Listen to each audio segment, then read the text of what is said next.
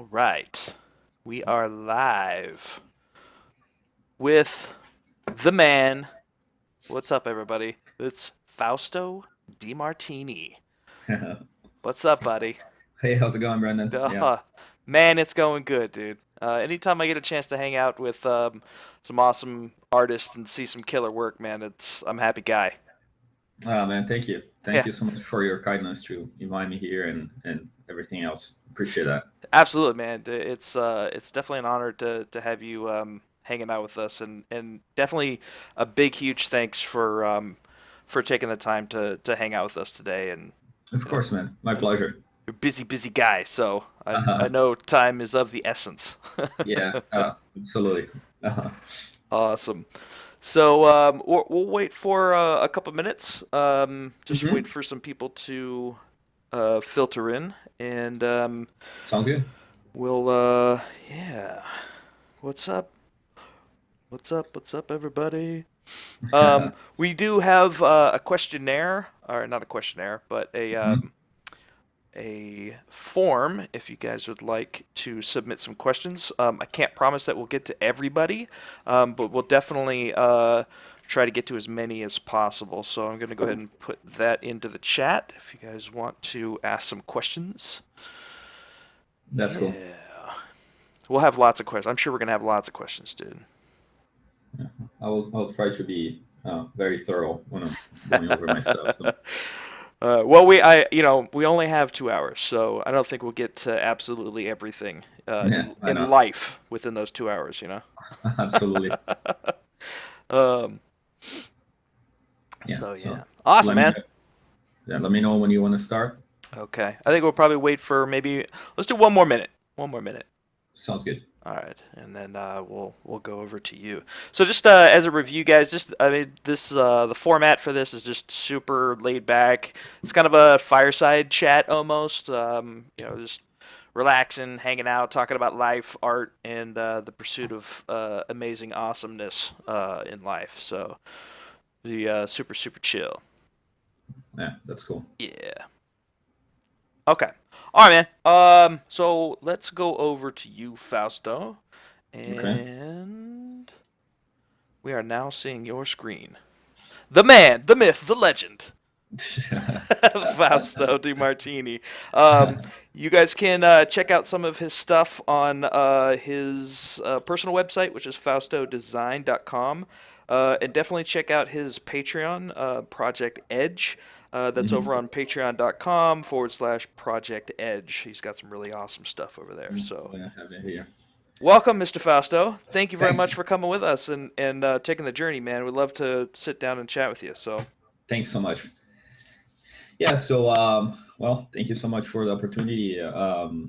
And I just want to go over a couple of things that I've been working on, and I know you have some questions about career and how I mhm. started and all that. So, it's kind of up to you to, so Yeah. where you want me to start from. Absolutely. So, I'd say maybe let's take a look at some of the work that you've done, just to give an idea to a visual idea to everybody. Some of the stuff that you've done, and let's talk about your come up story. Like, how did you start, and Yeah. what did you want to Uh, do, and all that kind of fun stuff.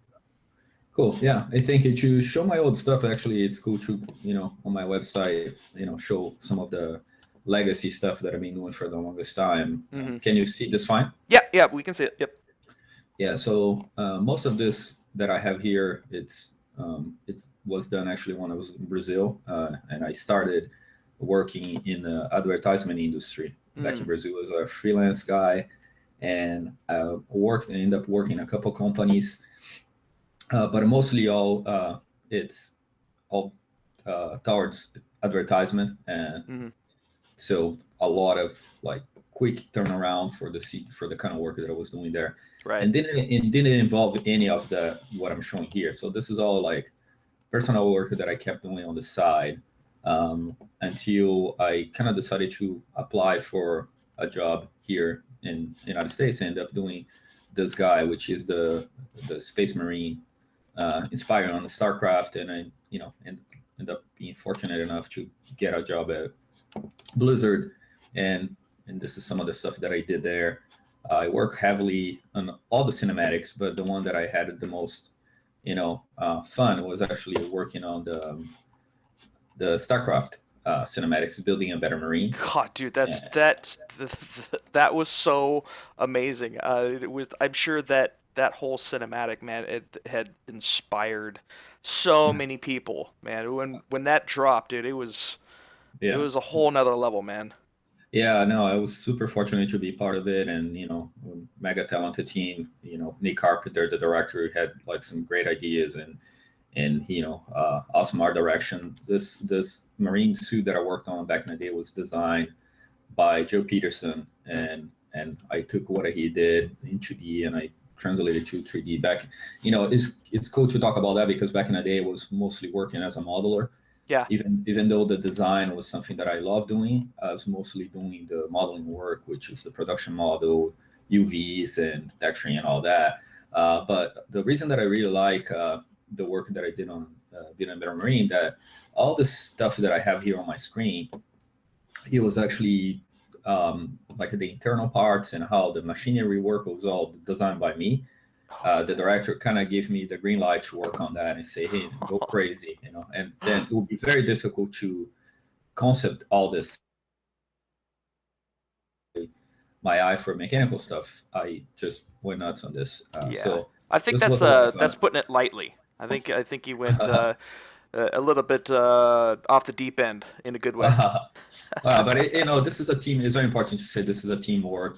So we're Yeah, always feeding off each other, and there's a lot of work that I did here that would be impossible if I didn't have everyone else there working. And yeah, there's so many guys working on the project. We all inspire each other, and the reason that looks a certain way is definitely because the team as a whole was right, very, very successful. right. Um, so that's kind of how I started here in the United States on the entertainment industry. And I was fortunate enough to do a transition and end up working on RoboCop, um, which was my first job actually a concept artist, working in movies. And so I ended up like working on a lot of fun stuff, which is the silver suit for RoboCop, Right. and there's this great green suit that was never used in the film, but it was cool because it's more military inspired, and all this other Oh stuff. It's man, like the mechanical brain for damn. RoboCop. This is all on my website. It's just kind of going over quickly just to kind of Right. explain how this tie into my career type of stuff. Um, but after that, I was fortunate to work on Transformers 4, Age of Extinction, which was my first in-house working directly with Michael Bay on the designs for the Transformers 4 movie, along with Vitaly Bugarov. He was there Yeah, the sitting dream right, team, man. The dream right team. next to me. Yeah, I mean, definitely amazing to be able to work with Vitaly, both at Blizzard and on Transformers. And so it was a lot of fun. I learned a lot, and it was actually pushed me quite a bit because all the work has to be done really fast and with a lot of complexity. So just to give you an example, like this environment here Hmm. that I'm showing is based on illustration done by Steve Jung, Okay. and they wanted me to kind of, he did a section of it. They wanted me to kind of interpret what he did and do a full environment of it, but I had like a day and a half to do the whole thing. So To I end do up that like, whole thing? yeah, I end Holy up cow, dude. yeah, so I end up like having to use a lot of parts I already had, and grab some stuff from ILM, but I had to assemble everything and light everything. So it was a pretty crazy stretch. But of course, all the renders that I did, it was the next day, but the room itself had to be assembled. And because that particular project is definitely more, it was very tight, and Wow. anyways. But it was cool because every time that there's a situation like that where I have to really push myself, I end up learning quite a bit. Yeah. And then after that project, which I was already full time working in as a freelance in movies, and when you work in movies, you're part of in general, you have to be part of a art directors guild, Hmm. which is cool because it sort of takes care of like some of the parts of life that are important, like health insurance and things like that. And Right. so it's definitely, so you're not like 100% like lost in a world freelance guy. Right. You're more, you are part of like a group of guys and stuff like that. So it's cool. Yeah. But you have to be accepted in, so people have to make a pitch for to make sense for you to join. It's not Right. like open for everyone. So I was very, I keep saying fortunate, because that's exactly what happened. So I think that there's a lot of people that are extremely talented, but sometimes you don't have the opportunity to work on projects, or you live so far and you can't get a visa, or your country you're from doesn't have any entertainment industry, so that's why I keep talking about how fortunate Right. I have been to be able to come here, and get a visa and things like that. So Right. I, So I'm the always the thankful for main way that. that you got in was through Blizzard. Blizzard got you into the U.S., right? And then how? Yes. And then the work on the cinematics there got you into RoboCop, right? Well, I mean, the RoboCop stuff is more like most of my personal work that actually, because Okay. when I was doing, and this is something that I always like to talk about, like usually the next gig that I land is usually very heavily based on my personal work, which Mm, is very interesting, right? So as I was working on Blizzard, at Blizzard, sorry, doing personal work on the side, and Blizzard has a very particular style, and and it's very difficult for me to share any kind of work that I did there because there's so many people involved right. that Yeah. I feel that I have, like, it's like if I show something, there's so many people that are part of it that's Right. gonna. So that's what I was always working on the side and doing, my own personal work, um, and that's what ended up like helping to get my job at to work on RoboCop. One of the Right. guys from MGM saw what I was doing and all that, and it was the same case with Transformers, where a friend of mine, Patrick Fallletter, which is like an amazing illustrator, he sent my blog to Jeff Beecroft, which he was the production designer on Transformers 4, and he saw my blog and he saw the work that I was doing, and he got in contact with me. Man. So it's very interesting how it's not really, and at Blizzard was the same thing, right? Like I had to work on the Space Marine on my spare time, Right. and that's what ended up getting me the opportunity to work at Blizzard. So in a way, there's a lot of things that kind of happen that way. Yeah. But the one thing that is important though, like I work quite a bit with Ben Proctor. If Hmm. you guys are not familiar with Ben, you guys definitely have to look him up. He's basically the inspiration for me to get into doing more design, because he started doing a lot of 3D combined with 2D, and I start seeing what he was doing back on the Transformers One, I think, and I was super inspired. I ended up like meeting with him, and it was very cool. Like a super humble, extremely talented guy, Yeah. and he actually, he helped me to sponsor me to get into the union, and Oh, that's and awesome. nowadays he's my production designer on Avatar, which is Ha! the It's project a small that I world, work man. on. Small, It small is. world, right? Yeah, but Ben was always talking about this building a better marine cinematic, so Yeah. in a way he was always really excited about that. I was always making clear for him that it was by any means it was anything that I was doing on my own there, just a lot of people involved, a lot of designs that were like from other people. It was just kind Right. of part of the big engine that it was providing that. But regardless, I think he called his attention, Yeah. to some of the work that I did there. So that helped for Yeah. sure. Definitely. Um, and also the fact that I was working in, just coming back to the advertisement industry in Brazil, it was awesome that I started that way, because working in advertising in Brazil, it was very interesting to actually learn how to be really fast, because the deadlines were very crazy. It's Right. like super tight deadlines and things like that.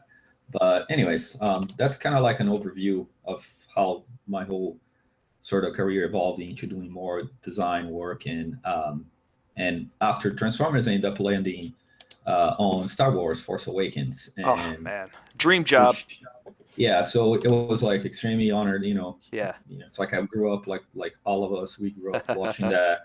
Star Wars, a huge fan, so I had an opportunity to work heavily on the Tie Fighters, and Unfortunately, I don't have the permission to show a lot of the work that I did. There's, I don't know, Sure. like Yeah. 100 image plus that Oh I would man. love to show you guys, but Disney is very particular about showing the work that has not been released for Star Wars. So Right. the stuff that I have here is what has been shown in either the art book and things like that. And this is the work that I did on the interior of the TIE Fighter. I end up like designing the interior of the TIE Fighter dual seat, Yeah. right? That Hmm. is shown at the beginning of the movie. And there's a lot of work that I did on the exterior of the TIE Fighter. Oh I man. can never say that I designed anything on the outside because the design was already there. I just kind of Right. making improvements, Hmm. not improvements, but it's just like changing Iterations, right? iterations and kind of like modernizing some areas and things like that. And, Yeah. again, hopefully one day they're going to release a book where they show all the iterations, because we started doing very crazy ideas on the beginning of the TIE Fighter, and we landed on a more conservative one. Right. I work heavily on the X-Wing. Mm. Beautiful. Started with like a sketch done by like a beautiful illustration actually done by Ryan Church, and he had some shapes that J.J. Abrams really liked, and ended up like taking that and working on the top and like evolving to a specific direction the production designer wanted. But so Right. it was a big collaboration between Church and I on coming up with this design. And this design is interesting because Church was basing his design on Ralph McQuire original design of the X-Wing, if you remember that Hmm. illustration, right? Hmm. So it was kind of like a hint for the work he had done back in the day. Nice. And those big ships was like a very interesting concept that the movie was going to have, like those, it's called the hammerhead ship, which would destroy the penetrate the force field Hmm. in Starkiller Base. Right. So like we had to build like those huge ships that would be kind of coming and crashing. Um, and this kind of shows how he penetrates, right, the Right. shield, and then That was like a big wedge. exactly like a big wedge, and then you see all the X-wings flying in and being able to converge inside, which I thought that was an awesome idea, but I unfortunately didn't end Yeah. up Only so much making room, right? originally. Only so much room. Yeah, exactly. And I mean, I guess they prefer to go with a different take on the whole getting inside the planet and all that. But regardless, this project was a lot of fun. I really enjoyed working on it. And as soon as I finished this movie, I was able to transition into Avatar sequels, right, which I've been working on for quite a bit of time now. Yeah. While, right? Yeah, so yeah, it was amazing. And to be honest, between Star Wars and Avatar, like Avatar is much more a more comfortable Hmm. space for me, because I'm much more used to do like more functional designs and things like that. So Sure. yeah, so Star Wars is a bit more, you have to get the proper Star Wars shape language down. And even though we all have seen the movies, it's, at least to me, it was not the easiest thing to do. Is just to make something that's like, oh, this looks totally like Star Wars. You're right. It's not like that. It was a bit tricky. Yeah, you're like, oh, that's a cool Uh, design, but it is not Star Wars. You're like, make it more Star Warsy. exactly, yeah. And they have like this amazing particular language that was developed a long time ago, and you have to be true to that. Yeah, exactly. Um, But while I was working on Avatar, there was a period of time that I was doing a couple less days. So like instead of being full time, it was like 3 days a week on that Hmm. project. So I ended up having an opportunity to do a lot of designs for Independence Day, Oh, that's the awesome. two, right? And this is something that is kind of cool to show you guys, because I haven't posted this anywhere. Like I want to update my website and add a lot of the images that I'll be showing here. So it's kind of cool that you guys are the first First seeing, time look. Yeah. yeah, seeing the work that I did. And it's cool because it shows a lot of the iteration that you have to do for working on those kind of projects. But let's start here with the moon ship. Like, so they have like this part of the movie where they have this spaceship that has to come in and crash on the moon. Hmm. So I was doing versions of that, of this. It's kind of like a translucent ship that has like this sort of AI sphere inside, and it crashes. So I was doing takes on variations on that. So this will be like the ship crashed as like an alien ship, right? Right. And you will have this AI inside. So this some ideas that I was throwing at the beginning. Um, and this is like a shot where like they decided when the ship will be a little more round, what kind of distribution of the details after the sphere crashed, how it will be layout. It's like the Right. production designer wanted a specific language for how the ship was all opened up. Mm-hmm. Um, so you kind of see That's awesome, man. they wanted to. Thanks, man. Yeah. So it's quite a simple, not like really complex, but at least tells the story. Right. And this happens quite a bit, and I've been doing this more and more. Which instead of doing only the design, I'm like trying to design like a shot per se, right, with a bit of more composition and Right. show a little more distribution of everything. So kind of like a more key art then, or Yeah, it's not even a key art, but it's more like setting up the mood, So mm, just when you show the director to convey sort of what is the emotion that you have behind it. So it's not you have to put in context. So he is on a moon with the moonlighting instead of showing like in a gray plane, So that's what I talk about. And there's a couple of things that I'm doing recently that it is more shot oriented, which is actually sure. what you described, Yeah. which they call more like shot illustration, right? Yeah. Yeah. Which is not like a quick key color thing. It's more detailed, but it still conveys like a shot angle and the Sure. camera. And it's all proper and stuff like that. So Right. that's So, fun to get into because it's a whole other universe of storytelling, right? right. Exactly. Yeah. Um, and here's some other quick variation that I was doing of the AI sphere Oh itself, man.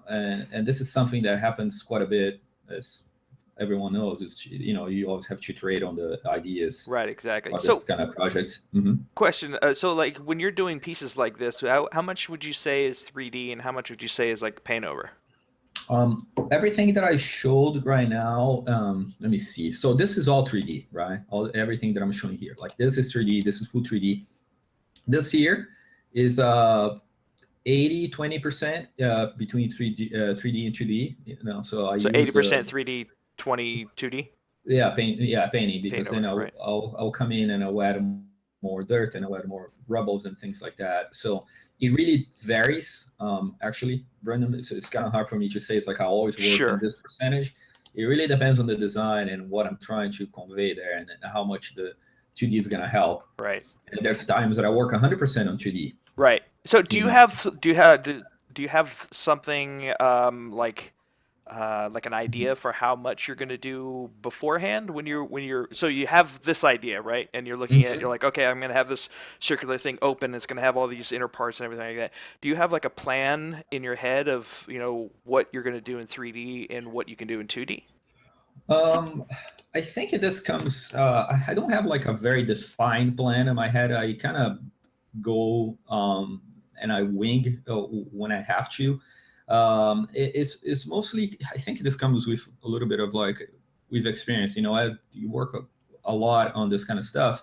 You sort of know what you're gonna have to do, and but I don't think I really plan like, okay, this is gonna be 80-20, and it's kind of hard to say, man. It really depends what kind of design I'm gonna do. Sure. What I can tell you is this: if something that it looks very machined, like all those hard surfaces in parts that I'm doing here, Hmm. it's gonna be heavily done in 3D, right? Right. Because I'm gonna go into Max and even sometimes starting ZBrush, define some shapes, and then go in and model, and it's gonna be very machine-like. Right. But for example, if there's more organic things in the scene, like the moon where you have a lot of rubble and things Right. like that, then it totally makes sense for you to use more photos. Right. But also the flip side of that, which that's the confusing part about this explanation, is it's depending on what kind of design you have to do. Sometimes you can photo bash Right. and paint. I don't like the photo bash word so much, because it seems that you're just using photos from other people and stuff like that, which a lot of times you end up doing. But Hmm. it's a lot of the photo work that I try to do, which I render my own pieces of geometry, and I have them in multiple angles, and I actually end up using as a 2D part of it, Right. right? So it helps a lot like that too. Maybe But we should maybe we should call it photo augmenting. yeah, that's a great name. Yeah, I think that it's a little more appropriate depending on how you're using the Right, photos. yeah, But exactly. there's a couple things. For example, that would define what you just asked. If I'm working on the design and the production designer says, okay, I need a like quick ideas, right? Hmm. And you have to generate tons of those. Then you can approach doing like 2D on it, right? And doing a couple quick paintings and using photos and doing bash a couple things together, Right. augmenting things together, as you said. Augmenting, yep. But if the production design said, okay, I sort of know what I wanted from this, and I would like to see more angles of it, you definitely know that you have to kind of approach in 3D because you're going Right. to have to be able to do multiple angles and show how the whole structure works. Gotcha. So, And and mhm. these are rendered in 3ds Max with And V-Ray? V-Ray, yeah, correct. Awesome. Okay, cool. Yeah, that's why I've been using 3ds Max for the longest time and been using V-Ray for quite a while now too. I really love the look of the shaders Yeah, and it's pretty solid, man. yeah, it's very short. And also the other thing that is very impressive that I like about V-Ray and it's how many polygons it can handle. Hmm. Because the way that I work, I have to work very fast. Right. I end up like I don't have the time to go in modeling things to be sub D. You know what Game I mean? ready, right? Yeah, none of that. So it's like I have to be very fast and work Right. in very many ways to just speed up my overall workflow. That end up getting like a scene sometimes, which is like a big environment, it's Right. quite heavy. So NVRay takes care of that really well. Yes. Even for Transformers, where I had scenes where like I got to one that was like 300 million polygons. Oh my God, Yeah, it man. was because it Jeez. was a huge environment, Right. and there was so much work that I had to do there, and V-Ray was did a really good job rendering that stuff. It was very Yeah. impressive. It's super Um, important to be able to lean on something that's like dependable, right? When you're working at such a breakneck yeah, speed, like there's no time to experiment with other softwares and stuff yeah, during that, right? You I, have to. yeah. For that reason, for sure. Like I think when you first of all, I think what you just touched on is very important. I think you always have to be looking at the future. Mhm. Uh, even though you're comfortable with a set of tools, I think you have to go and explore. But I think when you're working on a project, it's kind of dangerous to say, oh, I never use Redshift. I'm just going to use that right now. Right? Uh, yeah, it's like I don't usually do that. What I do is like I tested Redshift, for example, but I was doing that on Edge, for example. Yeah. I would on my own time I was kind of testing, seeing because the Redshift is very fast using the GPU rendering. Oh, nice. Uh, but anyways, um, and this is what I'm going through here is like it just that those are all the iterations that I was doing on this design in particular for the AI sphere for that big spaceship. Wow. And this is a sheet where I showed like more like different ideas for that. And the pitch that the production designer gave to me was like I wanted to look very friendly and like very almost like an Apple design, where like has to be streamlined and Right. like smooth and like Round and friendly. soft and Exactly. Yeah. So yeah. that's was the pitch, and this it was an early idea for the alien ship, and this was I think it was the first take I had on it, and I did this in ZBrush. I just to do something that was more organic and more Yeah. like tentacle like, um, and the ship will be holding the AI sphere in its belly, type of thing. Right. Yeah, yeah. Yeah, I was gonna say that looked a little bit more like a Yeah. ZBrush sculpt than 3ds Yes. Max. Yeah, which shows that I kind of I jump around quite a bit, depending on how fast I wanted to do, and also you see how this design is a little more organic, Hmm. right? Yeah. Even though it is a hard surface design, it's much more organic. Right. Um, Exactly. so for a quick idea like that, I think is very helpful. And And this that's is just another testament to the importance of personal work, right? Like you don't have time to go and learn ZBrush, right? Like or experiment Yeah, around with it, right? So that your personal stuff is where you can flex your possibility muscles, right? I totally agree. I mean, at least to me, that's how it works. You know, I'm always using my personal work. I mean, I love doing it because I just love designing, and I always have to have a project going on. You're right.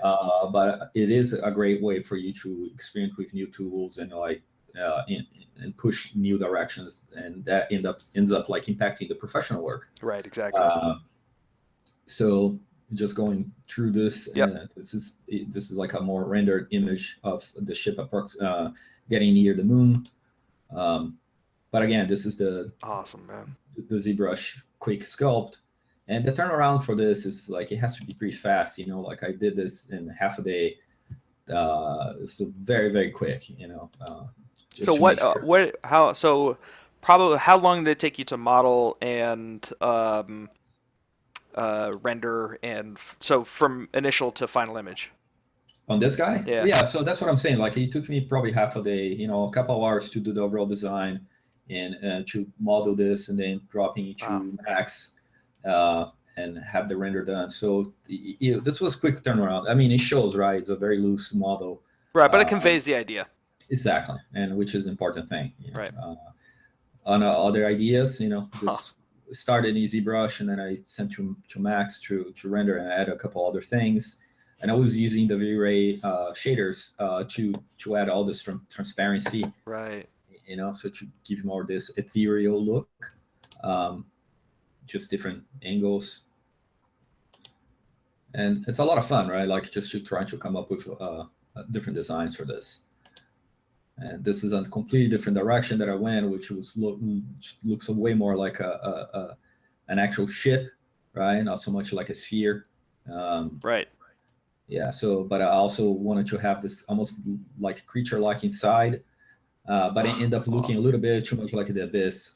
Yeah, no, But that's what I was gonna say. I was like, man, uh, it reminds me a ton of yeah, the Abyss, man, which was awesome. But yeah, yeah, that's the problem though, right? It's like you can really go to that direction, but it was fun to experiment with it.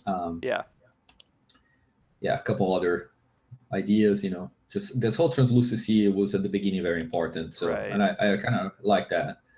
Um, So and this did is you? this, So quick question on the translucency. Was that yeah. an art directed thing, or was that a personal design choice at this point?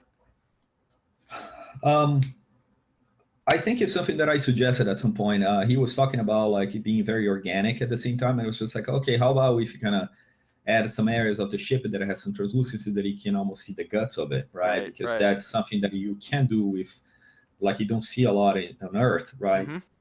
So I think this will kind of scream alien. Yeah, And we experiment with that, but I think at the end the director preferred something more solid and more round, and this is gotcha. what I end up Oh, like that's getting awesome. close to like actually a sphere. So that's what I You're like, all right, let's just do a circle. What the heck? exactly, yeah. So and this is like me, you know. There's other guys working on the sphere design, and I end up like gravitating towards this idea as well. Mm, And the production designer asked from me to, okay, do your take on the sphere, and this is what I end up doing. that's awesome, Uh, man. That the surface detail is just, Thanks, man. nice. It's a bunch of combination between 3D and bump map and Yep. textures and stuff, which is pretty obvious. It's quite a simple design. Like because I was doing variations, I could not go in and model all the part lines, so Hmm. I So left. Uh-huh. this brings up another question. So like when you're designing this, right? You're like, okay, I got a sphere, right? Where do you take into account designing materials and shapes at the same time? So like when you're saying, okay, this piece is this particular shape, do you think about like what material that's going to be, or is that kind of more of an afterthought for texturing and stuff? Well, when I'm designing, I'm sort of trying to visualize what I'm going to do as far as like, okay, this part here is going to have a different, you know, for example, this here is going to be more of a smooth material, and maybe on the sides here, I'm going to have a little more high frequency detail. Hmm. So I try to kind of plan that a little bit, but I don't spend too much time on the plan side. You know, I kind of go as see the flow of design going, end up like make some decisions on the spot. Yeah. But I definitely always have that in my mind of the smooth surfaces versus the high frequency detail and how to break that up properly. Um, so that's always very important to make Right. sure the design has a little bit of a balance, right? Do you also take into like so not necessarily just surface detail or materials, but do you take into account the values of whatever color they're going to be into the design as well? Yeah, I mean, as I said, it's like I kind of it comes a little bit of as a gut instinct, right? Like Right. Yeah. I I always felt that the bluish, the light bluish will be like a nice match with all the whites that they Hmm. have on the ship. You kind of be like an interesting combination, and so that's sort of how I decided about that. But I say, yeah, I think all those things that you're talking about, like color, shape, variation, all that, it has a huge importance on everything. Right. Um, and the part that is kind of interesting for me is just I think this comes from the fact that I don't have a lot of I'm mostly self-taught, right? Like I never went to college for what I do, so What? there's a lot of things that I do. That's So awesome. yeah, I mean, in Brazil back when I was starting 3D, I don't think there was a single school that was offering a whole 3D class Right. on it. It's just like it was more towards other things, multimedia and things like that. Hmm. So I end up learning, working, and kind of on my own. So a lot of what I do is a lot based on instincts, right, Hmm. and a lot of looking at reference and things like that. So Studying design and yeah, stuff. yeah, but I do believe that having the strong fundamentals is definitely a huge help. When you do things for a particular reason that is okay, I studied this and that's why I know that it's going to work. Right. And to me, when I do mechanical design, because I have been studying so much like engineering, things like that, when I'm taking those decisions, that's not too much of a gut instinct. Of course, that plays into the part, but I know more now Right. what to do that's going to work in more mechanical, like realistic design. Right, because you do a lot of studying of functional design, right? Yeah, correct. Right. So then when you start to really understand and grasp what functional design is, just like anatomy, right? You know what the human Yeah, body does. Once you're comfortable with that, then you move on to bigger things and you take the idea and evolve them and kind of move on from there. that's correct. And I think that helps a lot because then you're making decisions based on things that you do that more, Right. um, which is also very important. But I guess the art world has so many things that you have to cover, right? Like for you to Yes. be a master of all the disciplines Yeah, is definitely absolutely.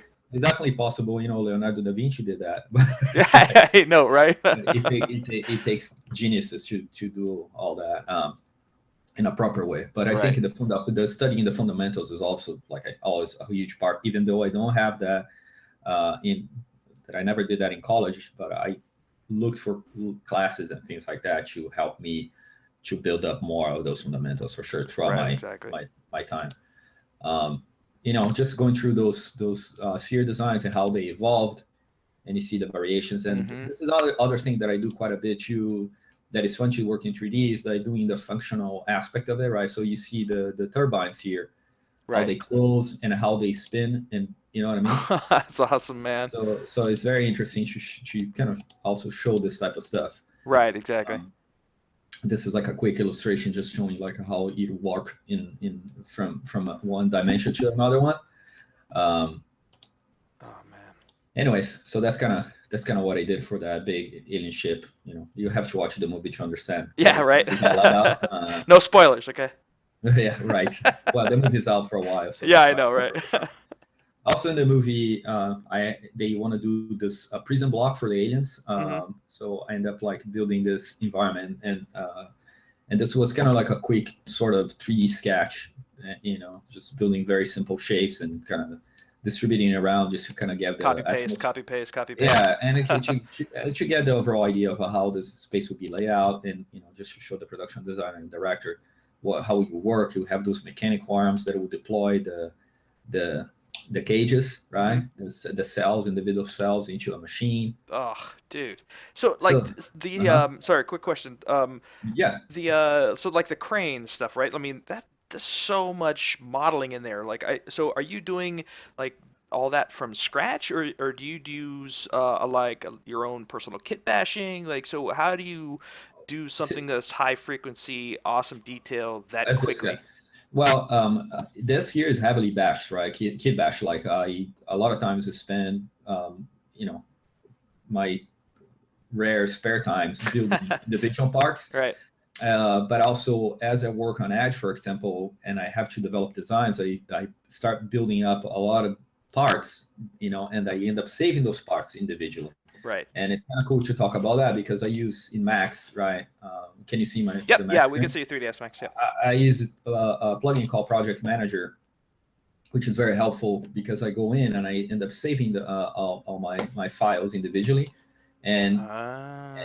and I separate everything by folders. So if you go here, I have everything that is all separated, right? And I drag into the scene, right?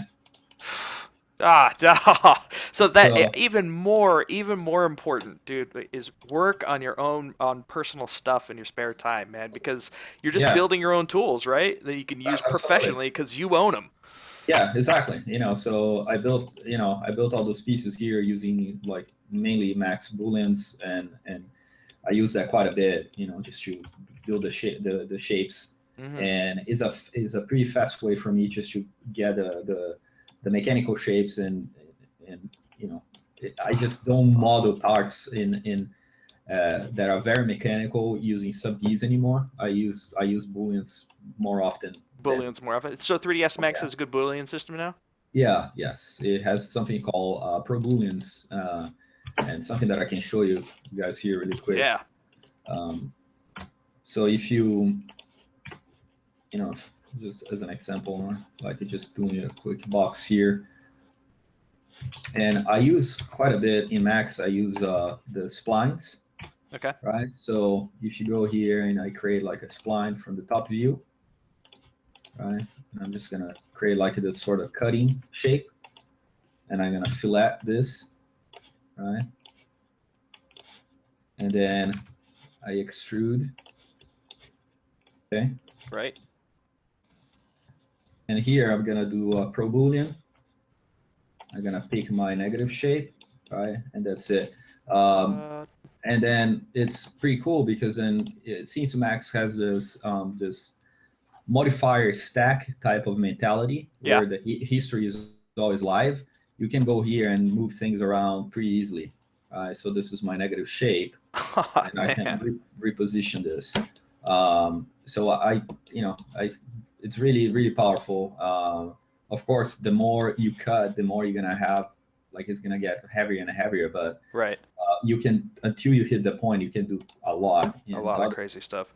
the other thing that I do in my library, I also have Boolean shapes, right? Boolean So shit. Yeah. Oh, man. yeah. So if I go here and I drag this Boolean shape into the scene, I use the placement tool, and I can, let me scale this up a little bit so you guys can see. But if I go here and I make like this, right, and I pick as a negative shape, you see, Oh, dude. and you can always, the same way that I did before, you can reposition this, Oh, man. and even rotate, it's like do what you think is necessary to get your design going. You see? Oh, dude, that is so awesome. So Yeah. is this one of the big reasons why you use 3ds Max? Well, there's just a couple things. Like this is one of the big reasons. The modifier stack for me is huge, very, very important. Like honestly, I cannot do much without the modifier stack, and Mm-hmm. I'm gonna show why. Because, for example, if you are doing a design, right, and let's say that I have to do like a quick uh, armor that is gonna go over a mechanical part, Uh-huh. right? So I'm just gonna do like a very simple shape here just to do like a shell on the top of a design that I have to do. So if I go here and I cut this, not cut, sorry, I fillet this angle here. Let me just clear this really quick. Okay, so you see how I have this surface here, right? Like a simple shell, Right. right? Mm-hmm. So it's a basic plane, and I will do some part lines on it. It's like, okay, so I'm gonna go here and I'm gonna cut. I'm gonna select and connect those shapes here. Connect this. I just want to make sure that I connect all the vertex properly, right? Right. So let me connect this here. I'm gonna connect this guy here. So now I select the little new line that I created, okay?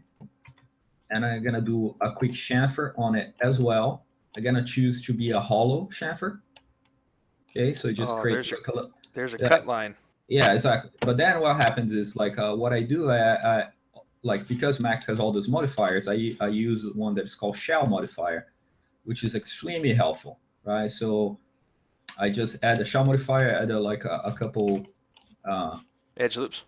yeah, segments in the middle, okay, and I throw a max smooth modifier because that's gonna help me just to hold the edges. It's like so it's like almost like a real time a way to do support the edges. Sure. Right. Yeah. So a mesh smooth modifier, if you can see here, that you can choose between classic, quad, and nurse, right? I use classic, and the classic allows me to change the strength. So you see how Oh, everything has, dude, that's awesome, man. and I throw a turbo smooth on the top. Okay, so there you go. So then I have like a very quick shape that I can use. But then I can come back and I can start adding more cut lines. So I add one more. So when I come back to the top, it's there. Oh, so it automatically takes all those things into account, right, and just Yeah, applies it to everything exactly. else. Oh, And if I that want to dude. change, and then yeah, and then I can come back to the base and come back and do. So I think Blender has a modifier stack as well, and I think Modo was trying to implement something similar. And I think if you're doing things for production where everything has to be clean and perfect, Yeah. it's definitely this is not like a huge advantage because you're gonna have to collapse your stack at some point. But if you're doing things like how I'm doing, which Right, just the concept stuff, right? You're not worried about the actual production piece. yeah, and I have to be very fast in coming up with versions and in ways for me to edit what I'm doing. This type of stuff is huge, right? Oh man. And in my scenes, if I open even complex scenes, everything that I have is mostly live, right? So I Right, so you have could just change things around and everything on the yeah, spot. yeah, and other tools that are really helpful. For example, this is something that I really like. For example, let me cut this. But there's a cool modifier Max is called symmetry modifier, which automatically symmetrize your model to all this, right? Yeah. And if you rotate this, see, like you can create a brand new design. Uh, e- Let me paste all this stuff here. See, Oh wow. so this symmetry modifier is really helpful because it welds your model in symmetry automatically. So little things like that it can seem Yeah. small, but dude, for doing designs and creating concept stuff and for mechanical stuff, this is huge. So Oh man. the, Yeah. the fact that I can edit this really, really quickly, it really helps me. And I even when other people ask me, it's like, okay, man, how can I mimic this in other softwares? I don't really know. Your software has to sort of support like a live history in order for you to do something like that. Right. You're like, it's easy. Just use 3ds Max. Well, I mean, I'm a huge proponent of using whatever you feel comfortable, Sure. and there's so many great modeling tools out there like Modo and XSI is amazing. Even though it's discontinued, it's pretty fantastic. But if you ask me why I like using Max so much, those are the very basic reasons that I think is extremely helpful. Plus, plus Max has like a big community of people that creates a lot of scripts that are really fun. Yeah. So things that you get for free, for example, like let me show you one that I use quite a bit, and it's really really cool. But there's this thing here that I found online, which if you do two shapes together, right, and you select this plugin called Welder, it creates like a welding section. Oh, what? Yeah. That's awesome. So you can, and this is free, So it's Yeah. like, man, there's a huge community behind Mac. I think Mac is extremely underrated. There's there's a tendency that people has to kind of rely on the software they use to kind of promote themselves. It's like, oh, I use X, Y, Z. It's like, to me, this is all bullshit. Like, you have to be really good in design and really understand the software you're using, Right. more so than whatever you're using. Blender is a free software, and there's some people that use Blender and they're amazing and they do crazy stuff with it. So I don't really care what software you use, just mostly get the tools that you think make sense, and that's Yeah. it. Yeah, exactly. But anyways, So so I think we had a question real quick on that modifier that you were just showing. mhm. What was that? What was that one called? Which one of them? The first one we were doing the cut lines. This here I used shell modifier. Shell modifier. Got it. Yeah, which creates like the overall thickness of the model, right? Right. Okay, gotcha. Okay, yeah. That's Yeah. So this the shell, and I drop a Max Smooth Classic, right, on the top just Mesh to Smooth create. Classic, right? Yeah, and then you can change the how the edges are. You see how it changes how close the edges are from each other. Right. It's very interesting here. Like, you Yeah. can see better like that. Yeah, and this is not meant to be used this way, by the way. I just use it because Because it works. it's like a trick that I have that is really helpful. Yeah. But coming back to your question here, Sure. so a lot of key parts that actually really help me when I have to throw something together really quick, and it has a sort of language that it makes sense, and I already have parts from it. Right. Exactly. And I combine this with new pieces, right? Because a lot of times, like, you have to get a specific shape, and then I have to create a new piece. But I want to create that new piece, I save automatically into my library. Mm-hmm. And so when I load my project manager, I have a new piece that shows up there for me. And that project manager, is that just another script that you can grab, or is that? No, this is a paid plugin.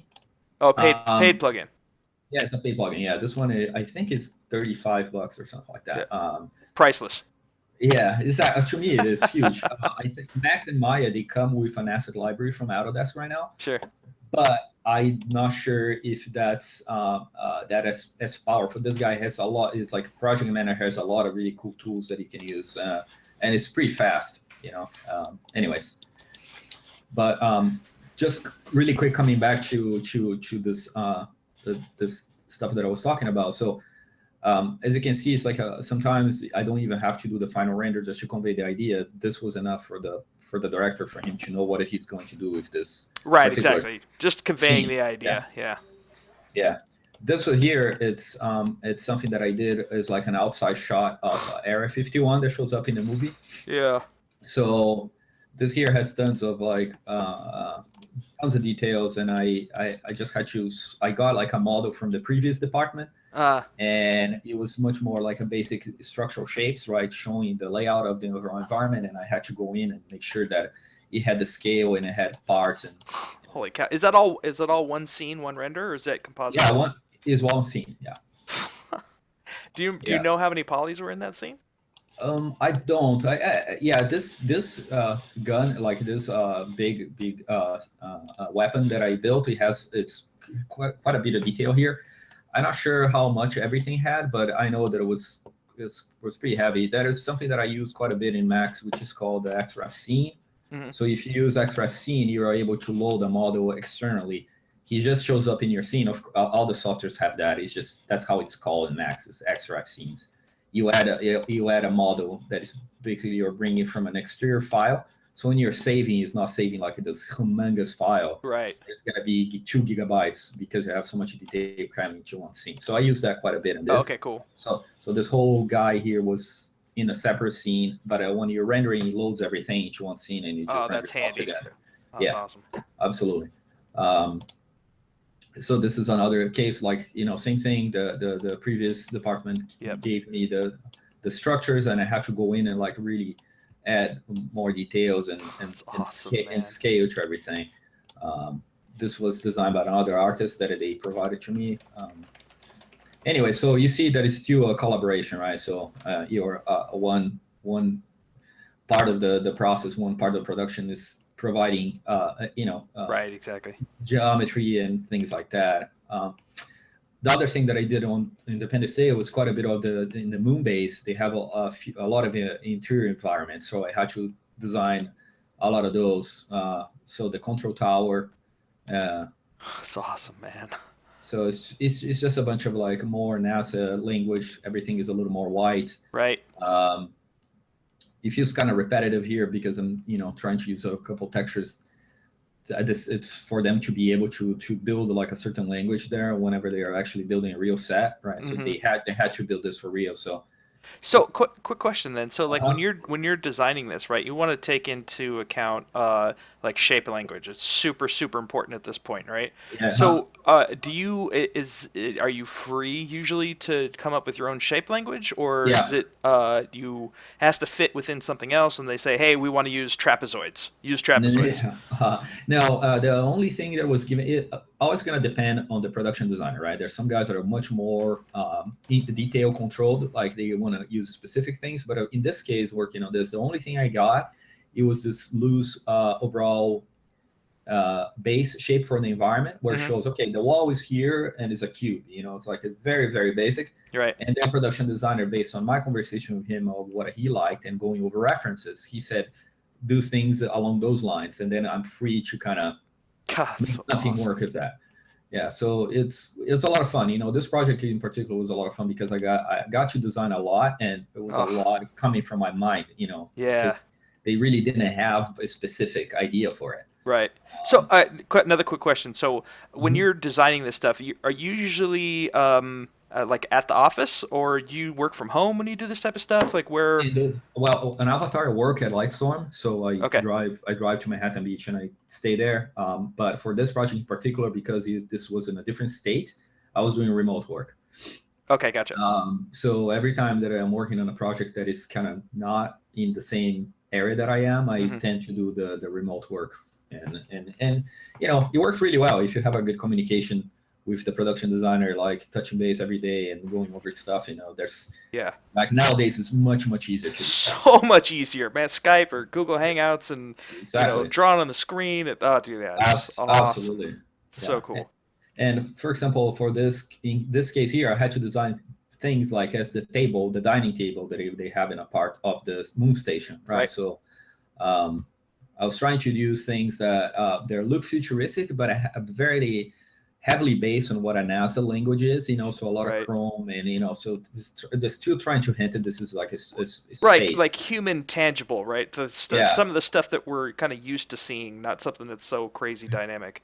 correct. Right. And then if you go, over this, it's like the same idea. Like they gave me this block out of the interior, and I had to go there and fill in the blanks and It's setting up an awesome, input. man. Thanks, man. I mean, it's pretty simple, but I mean, it conveys the idea, and I think that's Yeah. what they're looking for.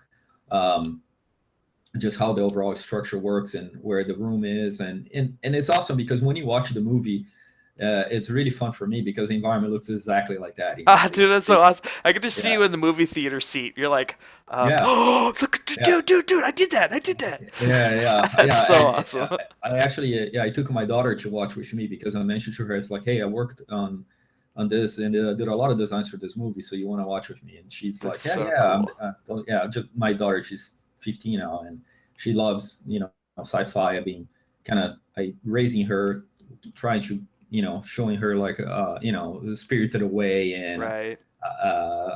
Ghost in the Shell. So Old so school yeah, stuff, right? yeah. Same thing with my son. It's like always. Classically trained, I guess you could say. Yeah, and it's the kind of stuff that I like and I share. It's like I Yeah, think it's cool, and if you like it, just this is all the stuff. So that's awesome. uh, this is another area of the moon base, which they have communication booth where Hmm. like they would talk sort of on the visual phone, right? So Right. it's like the screens. Um, They have Skype in the future. exactly, so this is the just overall environment, the corridor that will lead to it, and Man. everything you're seeing here kind of it's based on all those techniques that I was showing you in Max, using quite a bit of Boolean and also using all the shell modifier technique and with V-Ray. Um, Right. And so you and did this. uh, This is all rendered V-Ray and 3ds Max. correct, yeah. Everything that I do that I'm gonna be showing, it was all rendering V-Ray with Max. Man, that's awesome. Um, Yeah, and the other thing that I do in Max is that's and V-Ray, of course, like I try to generate not only models but also shaders, right? So Okay. if I click here, it's gonna load my shader library, and so I have a bunch of like concrete, fabric, glass, plastic, different colors of plastic and glass, and I have a few, like a bunch of metals.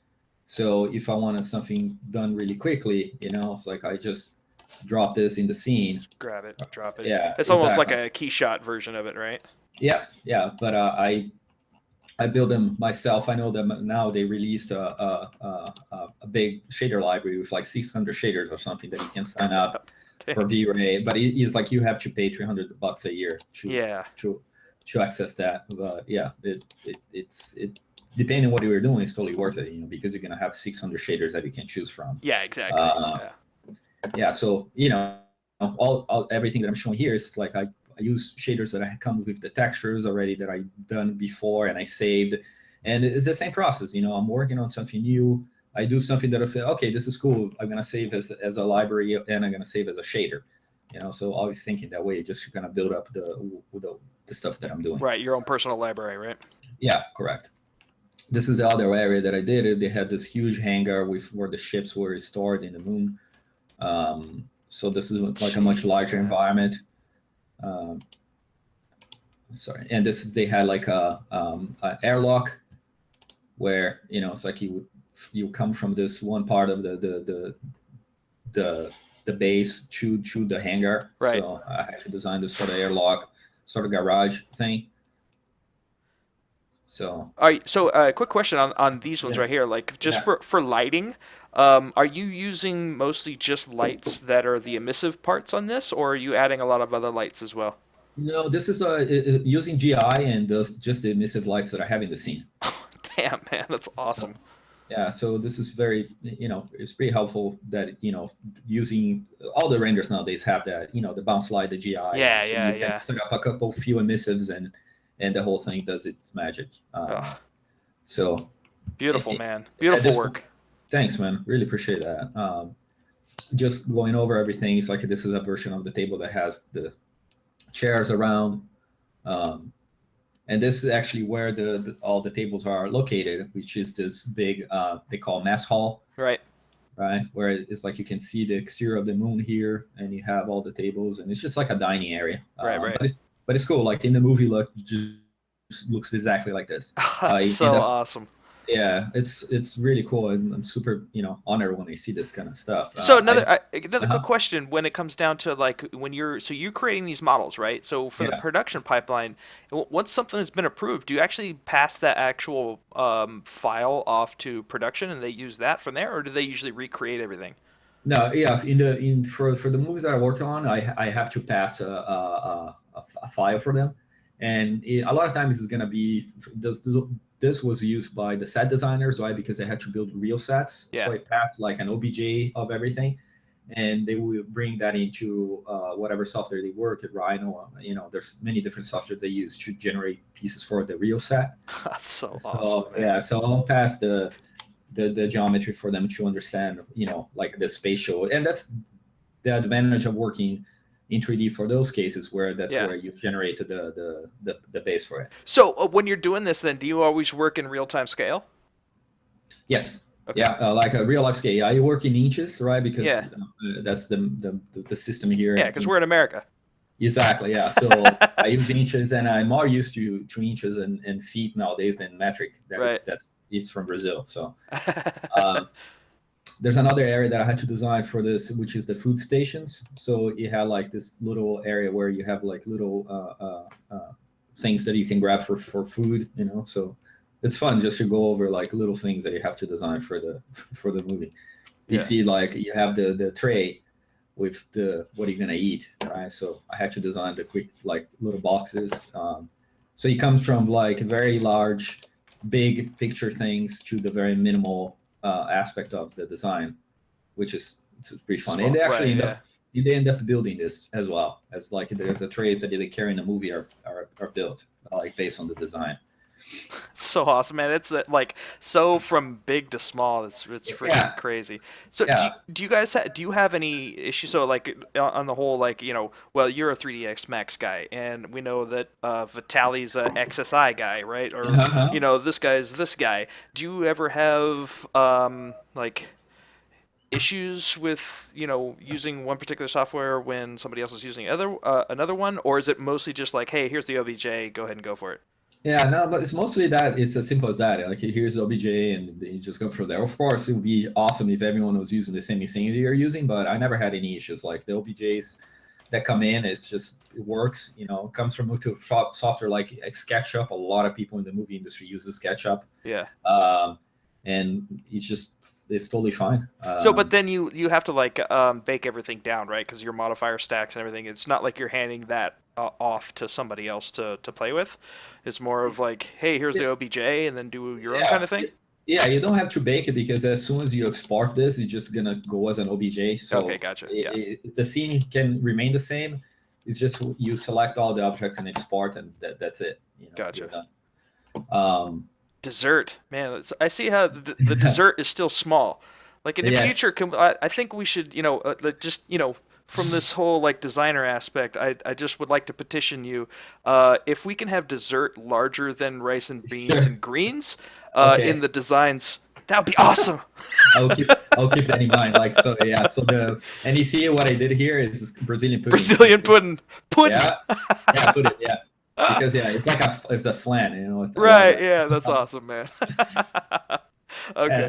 and this was one of the a lot of fun for me to work on because I mean Wow. I love space. I study astronomy. I have a couple of telescopes and stuff, so I love like space exploration and things like that. So for me to work on this whole moon base, it was a lot of fun Did just for the language and everything that I could use in here. Yeah, even your uh, lighting looks like space. Like, so do you like when you're rendering, do you specifically say, all right, what is like space lighting look like? Yeah, I mean, I set up this as the same way in the moon, right? So Mm, the only source of light is gonna be the the sun, right? sun, Yeah, and then the only bounce you're gonna get is from the surface of the moon, and that's it, right? So there's that's no awesome. like my environment was black, so Yeah, I had no bounce light coming from the sky because there's no sky. So yeah, you had to take that in consideration for sure. Otherwise, the stuff that you're gonna do is gonna look a little bizarre. right. Yeah, exactly. But you're And you, taking those things into account, like when you're designing and stuff too, right? You're like, I know it's gonna have one single source light, so yeah, I have to be able to design around that. absolutely, yeah. And as you're designing, you have to kind of do some tests. You have the overall shapes going on, and you throw a light Yeah. and do a quick render just to figure out what's going on. And this is since you asked about the using 2D, like the very tiny details that I have going on in the scene is like little texture stuff that I just dropped in it. Sorry, in Photoshop. Right. So I had like a parts of the space shuttle that I would drop in, and it's just Okay. enough when you zoom out, it just gives the scale. Right. It's noise too, like an extra Exactly. fidelity. Yeah, yeah. So super helpful. Wow. Foreground stuff, of course, is photos from the moon. How, so you did all the design on this particular piece. So you designed the big. Is that a weapon? I forgot what that was in the movie. Yeah, yeah. I'm gonna show this. Okay, It's cool. it's like it's a big weapon. Well, Previous did a basic version with overall shapes, but it's super helpful, Yeah, and they provided the overall shape, and I did my take on like refining what they had and modifying things just to look a little more intimidating. But this whole structure was like that was their idea, in order to yeah, have this big trusses and stuff. So it's really gotcha. cool. Yeah, they did. The previous team in this movie in particular did a lot. It really depends on the project you were working on. Right. Um, Oh, man. and they did also provide the base layout for me, right, where the buildings are located, and then Yeah. I had to go in and make sure that everything looked to a certain detail level. So did you Um, when you were doing this piece, did you use like a lot of like radial modeling? So that you just kind of you do one little piece and then you just kind of Distributed. arraying it around a particular circle or radius. Correct. Yeah, yeah, absolutely. It's like if yeah, I built everything is an instance of each other, right? That everything that is the same. So the Mm-hmm. scene is much lighter when you work in instances. But yeah, there's a lot of radio based on the point of the weapon here. Center, right? Okay. Yeah, center to this guy here. Um, Work smarter, not harder, right? Absolutely, yeah. You have to do that in order to address things. In if when they have notes and things like that, you have to come back and be able to change this things on the fly. Right. Um, And that's the power of instances too, right? So like yeah, if you zoom absolutely. in and look at one of those particular pieces, like the under the little half moon part Which one? on the weapon, Oh, yes. right? So you're like, oh well, let's change something on one of those little pieces, right? You just change the initial one, and like all the Yeah, instances yeah. And update. actually, Oh, that's and being an instance, actually, you can choose anyone. Is like there's a difference between reference and instance. Reference, you have a source model where you change and everything follows. An instance, everyone is will follow each other. oh So if really? So you you don't have to. uh, There's no core one.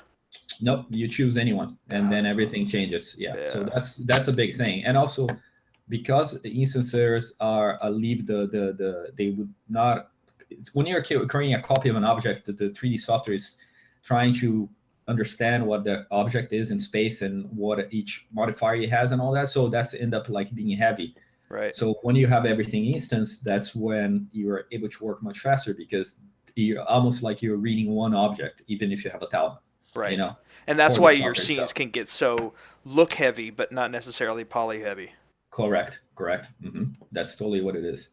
Um, and this here is like you asked about how this is. This is Mm. actually like a quick animation that I did showing Oh man. how it would fire.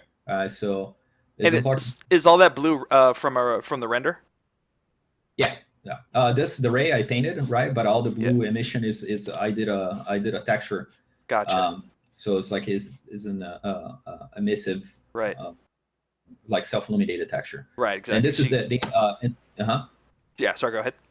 No, what I'm saying is like before when I did this first thing, everything looks very mechanical inside, and the production designer mentioned like, okay, the inside this is all alien tech, so Yeah. I had to do like a texture that it look a little more like alien, so it looks a little like so outside it was Earth tech, and inside it was more Yeah, like that's the such a alien tech. really cool like juxtaposition between like Earth style technology and like you said like the alien, right? Like showing Yeah, not even the color, not like the shape language versus the color, like all the yeah, alien stuff is all blue and all yeah. the human stuff is all like pale white. Yeah, exactly. And That's really also, awesome. all the lines, they have like this kind of geometric shapes and they look like almost made of stone, so it does look like an alien technology. Yeah. Um, and and sorry, this is like one of the other things that I don't know. Actually, we went to the beginning. Yep, that's where we started. Yeah, so I mean, I had way more things that I did for this movie, but I kind of chose the most fun Yeah. things, right? So, Yeah, that was some uh, freaking awesome stuff, man. thanks, man. I really appreciate that, and it's cool to show you guys because I haven't uploaded anything for that yet. Yeah, So it's really awesome to get a sneak peek into to new and fresh stuff too. Like just thanks, man. diving into that brain of yours. Like just seeing more examples of like of your actual work is awesome. There's only so much time we can spend on your site staring at those ones. We need new material, man. Yeah, exactly. I know. That's I have to do that. I have to upload all this stuff here on my website. And the other thing that I kind of prepped to show Yeah. as well. It's a little bit of the work Oh that yeah, the kill I command did. stuff. Yeah. Yeah, the Kikoman stuff was a lot of fun because it was a very small project, and the director kind of gave me green light to come up with the designs from the ground up. It's like it was a lot of fun and end up like building the main designs. And I mean, you can see all the iterations that I did of the head and everything. Yeah. Um, so it was pretty cool, especially because it was a smaller project. You have a lot of Right. leverage. Yeah. Sometimes of that. But what I end up doing is actually I saved a couple of the models Oh, of nice. just to show you guys, what the geometry of something like that looks like. So I'm just gonna open here you know, Yeah, the to, nitty gritty details. That's what we like. yeah, and also it's kind of interesting to show, the overall complexity and things that actually have to animate throughout the process, so people can. What? So this is the Holy final, cow, man. this the final design that I did. And it's a combination of parts that I had to build, like end up building like a lot of rotors and things like that for this project that I end up saving as individual parts. Um, and for Wow. example, things that I had to animate, like the face, What? the Oh face my God. opening system. So there's a lot that I have to do that is actually I try to work out the function, right? And Yeah. how I parented all that into like a little, I have like little helpers like like nulls, right? So I parented the objects to those. Right, right. So it's much easier to control than, like than you animating the object God, itself. man. But yeah, so the same thing for the arms and everything. It's like, it's just giving the ability just to pose them properly. Right. And it helps that it's mechanical and not organic, so you don't have to do any like weight map painting or anything like that. It's just mostly just parenting, right? Correct. Yep. Yeah. And So and this, pivot moving. yes, exactly. So there's a lot of that, and here just to show you guys like the how complex it got. It's Oh my God, man. all the That's geometry. crazy. Yeah. And those parts here like are from Marvelous Designer. Yeah, okay, I was gonna ask. Yeah. I saw the sheet that was in the little room, the little barracks room that looked Hmm. like it was a Marvelous Designer. I was gonna ask if you use Marvelous. Yes, I do. Yeah, it's really fast for you just to simulate like a couple cloth Mm-hmm. parts on it, and even whole wardrobes. Like there's artists nowadays using like tons of like really cool Marvel Designer setups just Yep. to do the overall base of a whole costume, and then they send you ZBrush and add details and stuff. Is very powerful. So awesome, man. Like just the power of adding the like folds and stuff in comparison to like all the hard surface details. It's just so Absolutely. awesome, Yeah. man. This goes so far. Yeah, and in here there's other things that I do using the library parts, right? But if, for example, I built this whole piece here, right? And it's just to show you how, see how this is like in the modifier stack here is the same thing that I was showing you guys Symmetry and before. shell and mesh Yeah, smooth. yeah, correct. So yeah, so there's a lot of that. And in order for me to put all the bolts on the top, it's like I come here on the project manager again, and I go to the bolts and screws, right? And I Right? have a library of different stuff that I built, and I have to drag into the scene, Yeah. and then after it loads into the scene, I can, Just throw it on to wherever you need to. yeah, so I use a placement tool, right? And it just goes on the top, so you Oh, it can can call. auto rotate and stuff to the surface normals. Yeah, it's called placement. Oh man. So it's called the placement tool. The only Ah, thing, yeah, the only thing you have to make sure is that the pivots is on the right place, because that's yeah. gonna land exactly what you want it. So you can just change the pivot point to whatever you want on the model. Oh, So I'm gonna move the pivot here, and then when I use the placement tool, now it respects where the pivot is. So right. Yeah. yeah, so then yeah, you can populate all the detail, mechanical detail around, and Ah, oh man, and there's another thing too. It's like um, I forgot to show this. This is a plugin. I think I believe this is a free plugin, but I found this recently, and it's really awesome. I end up like messaging the guy, but look at how awesome this is. For example, if you have this plane here, right, mhm. and you want to select those vertex, for example, and you want to add some holes, like like bolt holes and things like that. Yeah. There's a plugin called Create Holes that you can hit this, right, and you can change the radius, right, of this, and you add additional edges, Oh my and god. then you create like outer loop, and then you do an extrude down bevel, and What? you cap, yeah, and you have it. Yeah, That's so awesome. yeah, so when you come back here, it's like you select another vertex and creates one more hole. Ah. Yeah, So what and is this one called?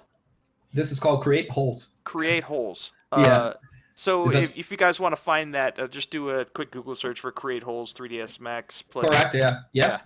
And that's gonna point you to this and I end up like messaging the guy and say, hey man, can you save some presets? And he's like, yeah. So if you go in, you can load a preset, to your you see how there's presets here on the right. Yeah. I'm not sure if you can see it. Yeah, so if you apply the presets, it's going to create like different sizes of the holes and things like that. So Oh you, man. yeah, you can have a whole library of things that you can do for that as well. So always trying to find ways to work fast, you Right, know. exactly. Yeah, so when And you was that a free convert, plugin or was that paid? I think this guy is either like $5 or free. Yeah. don't remember at the top of my head. I know this is like it's super cheap and just to allow you to do this kind of stuff very Yeah. fast. It's fantastic, dude. So you Man, that don't is have to awesome. do. Priceless again. Yeah, exactly. You know, and as I mentioned, you know, everything you can do to kind of cut the corners, it's extremely helpful. Yeah, exactly. Um, yeah, so there you go. So I think I like what I wanted to show you guys from the movies, and you know, showing a couple of the models is kind of it's that, you know, everything else has been on my website for so long that I thought this new stuff is interesting to show. Yeah, absolutely. I think we're pretty much all floored right now. You know what? Can you bring up the kill command model again? We'd love to kind of Sure. take some more peeks at that guy and just kind of So, try to wrap our brains around it. sure. Yeah. Let me open this up here. So actually, this will be another a good segue into your Patreon, right? Mm-hmm. So you want to give people just kind of in case they aren't familiar with what your Patreon is and what you're doing, like what you're offering, like kind of a Yeah. little bit of a history behind it. Yeah, basically my Patreon, it's a lot based on what I did for my Project Edge, right? So my the, let me just go to the Project Edge really quick here. Yeah. Um, so basically, yeah, so I end up like building this whole universe. It's for Edge, and the first version of it, it was an ebook, right? That you Right. can actually has a free online edition that you can read, and then there's the full one that you can download, and you pay $10 and you grab that, and it comes with some extra stuff. But my whole idea with Project Edge was just to create this whole universe that I would serve as a base for. For me to create designs and also stories and things that I'm passionate about, right? Yeah. And it's a lot of fun because it's sort of like it's almost like making a whole IP Yeah. from scratch, and this ended up like evolving more and more. And as I did this, you know, it's like there's more and more people got interested and start working on Edge 2. And what the Patreon ends up being is like it's a way for me to be able to focus more on Project Edge and having how can I say that? It's like not an income from it, but it really helps me to set more time aside for Motivation, right? but also, you know, because I have to pay my bills and all that. It's like Right. I need to find ways for me to kind of be able to focus more on the project, because I'd like to take this project further and further. Right. And so that's when, you know, John Park actually mentions like, dude, I'm doing Patreon, is amazing. You know, it's like it really helps me because I can dedicate more to my personal work, and Yeah. you should do one for Edge. And that's kind of how the whole thing started. And the cool part of the whole Patreon is that I show a lot of behind the scenes that I don't show anywhere else for Right. the project, right? So I end up like showing sketches and things like that, that are, you know, more interesting for you to kind of see how my whole process works. And there's also something new that I want to talk about. I've been testing a lot. VR. Oh Yeah, man. this is something. So for the Patreon of November, this is something that I'm going to release as a bonus. Is a whole environment that I built for Edge, which Oh. you're going to be able to, if you have a cardboard, I'm going to teach you how to upload the cube maps, and I'm going to offer that, you know, as a bonus, so you can kind of look around. I tested, and it's just the VR technology is pretty amazing. You know, So cool. V-Ray renders in stereoscopic, so it's like when you're looking around, there's depth, and Oh it's a man. lot of fun. Yeah. So So that's it's sorry. really awesome to be able to like. I mean, like for us, the consumer on this side, and guys, I've been a Patreon of Fausto's for since almost the beginning, and the stuff that he gives monthly is just incredible. Just being able to see behind the scenes and like see how he creates things and like what goes into creating those awesome, amazing final renders and stuff is really eye popping, and it's very tangible, right? So it's really cool to be able to see how he approaches things, and it just makes it more like within Thanks, reach, man. Yeah, yeah, I appreciate that. I mean, it's I'm really trying. It's like to generate a content that is at the same time is helping the project move forward, and also it's actually helping you guys to kind of pick, see how I approach things in a Yeah. very in a broad way. So this is here. It's on my first Patreon. I end up like saving a whole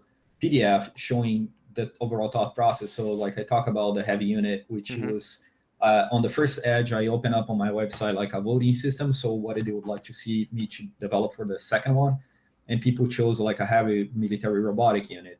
So this is me like showing how I did from the beginning. So I showed the quick sketches, right, of like just napkin style, side view, quick sketches of everything that I do, and Yeah. then like reference sheets, what inspires me, and then how I do the quick 3D blockouts and just trying to test and see, have a better feeling of the design that I want to do.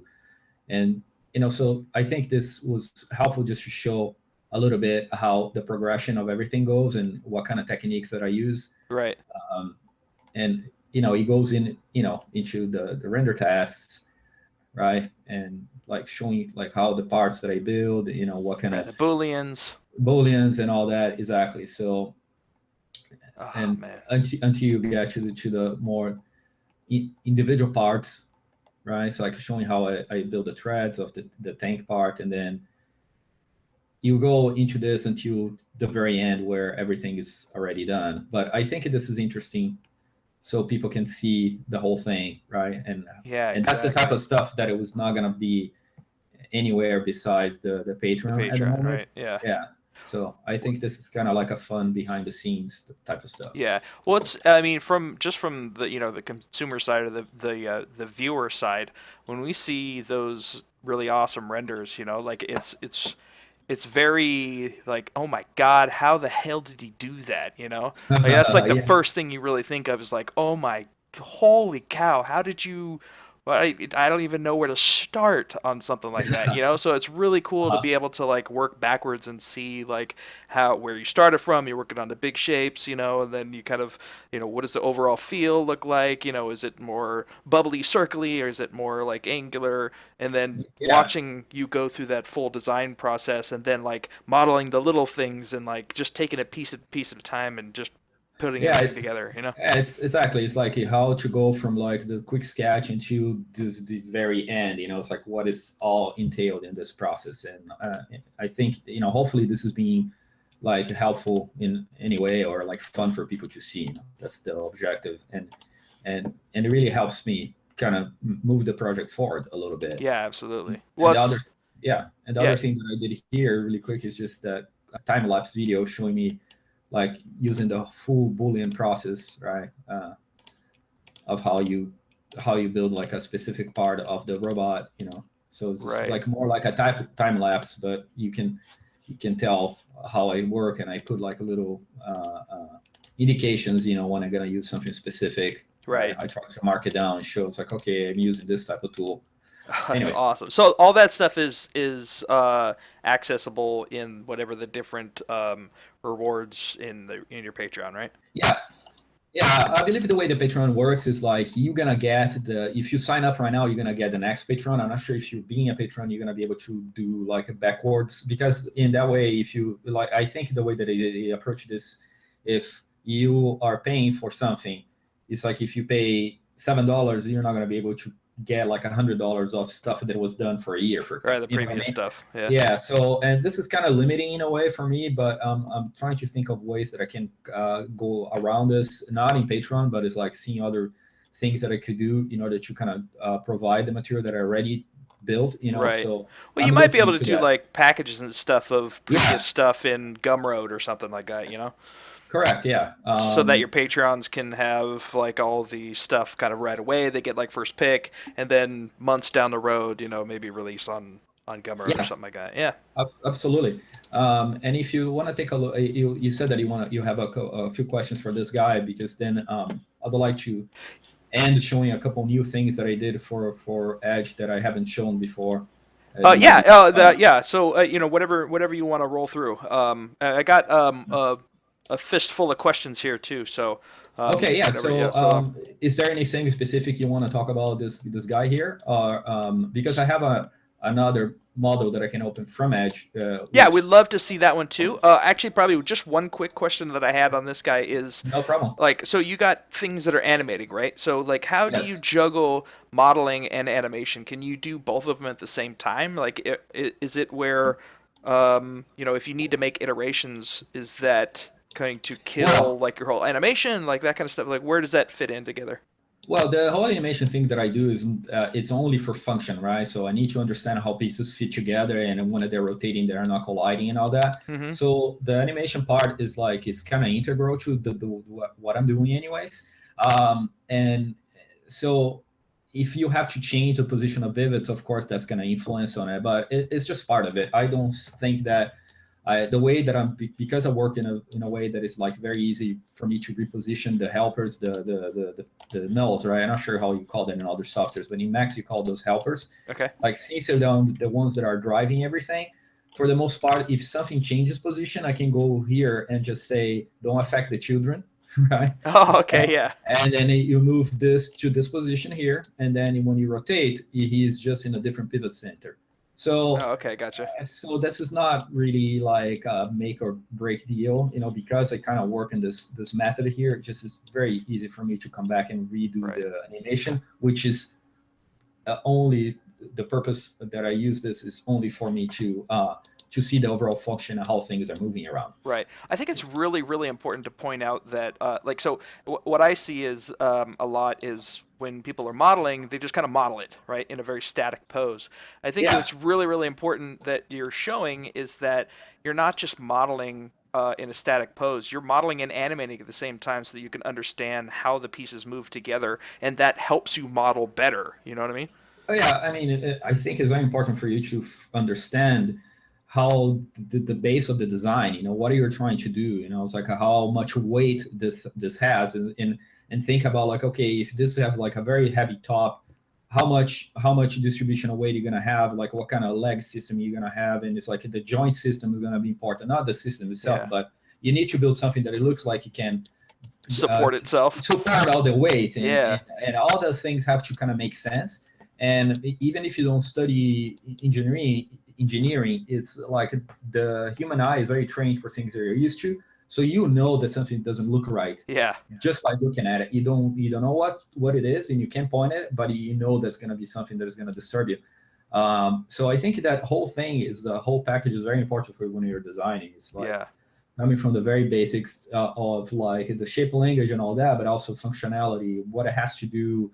And I'm talking specifically about the kind of stuff that I do, Hmm. which is more like the functional, more realistic type of stuff. Yeah. And those are very pivotal for the type of work that I do. Right. Exactly. Yeah. Cool. All Anyway, right. Yeah. So where you're opening up, yeah. So I think that's probably good for this one. I'd love to see some of your edge stuff too. So yeah. So I'm just gonna open here really quick one of the designs that I built for Edge One. And, it's kind of fun to see. It also shows like the whole functional animation side of it. So yeah. this is like a design, like a ground unit, and my idea was instead of doing like a robotic unit that has legs in this case, Uh huh. is do something that will be able to go into a more plain terrain very fast, very agile. Which in this illustration, I kind of That's show so them like, awesome, dude. thanks, man. Yeah, so it's basically just like a ground unit that it's has quite a bit of AI, because in Edge, like the AI systems are getting more and more powerful, Yeah. which is part of the story that I'm telling, and it's going to evolve into something interesting in the future. But I want to make sure that I'm building things that are, kind of carries that side of it, like being independent, robotic units. Right. Um, Yeah. so And so I it just really open up. helps too.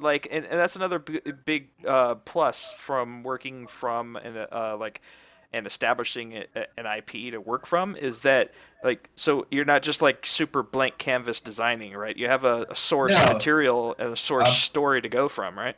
absolutely, yeah. This is very important for me in any kind of design. You know what are the basis for everything. It's like what year was developed. You know, like what year are you on? You know, what kind of technology is being developed? Mm-hmm. Do we have? You know, for example, the one thing that is very important to me is like in this time of Edge, they were able to do like much more efficient engines. Like so to convert like there's a lot of electrical motors that are really powerful, and that kind of helps me to do things that are doesn't have like a huge engine. For this guy, Right. for example, he is all the engines are you know are mostly coming from the wheels, Right. you know. So so I think about that kind of stuff because it's important when you're designing just to, to have like a sense of purpose and you know so it doesn't look random Right. Yeah. basically. Exactly. It Yeah. hones the design into one cohesive thing. Yeah.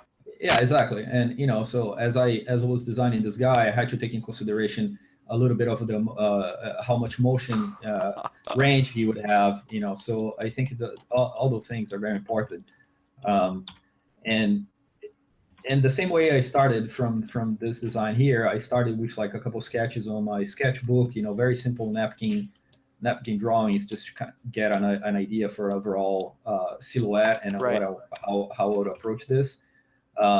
But you know, I just want to show you guys because I think it's kind of fun to see, you know, things that are That's you freaking. see static for the longest time, and Uh then huh. this is it has a little more life when you're showing the whole thing.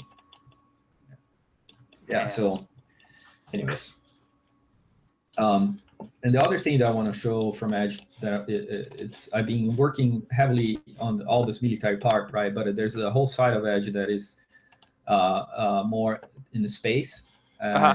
and for that reason, like I start building a couple designs that are like all to be. It will happen a little further in the story, but and I want to just share some of those designs, which is like I have like some deep space vessels, you know, that it will go like near the Jupiter moons of and you know especially Europa. You know, it's like at the front of the ship actually detaches and it becomes like a smaller Huh. ship that can land in a planet. Right. It's like the Uh, shuttle, right?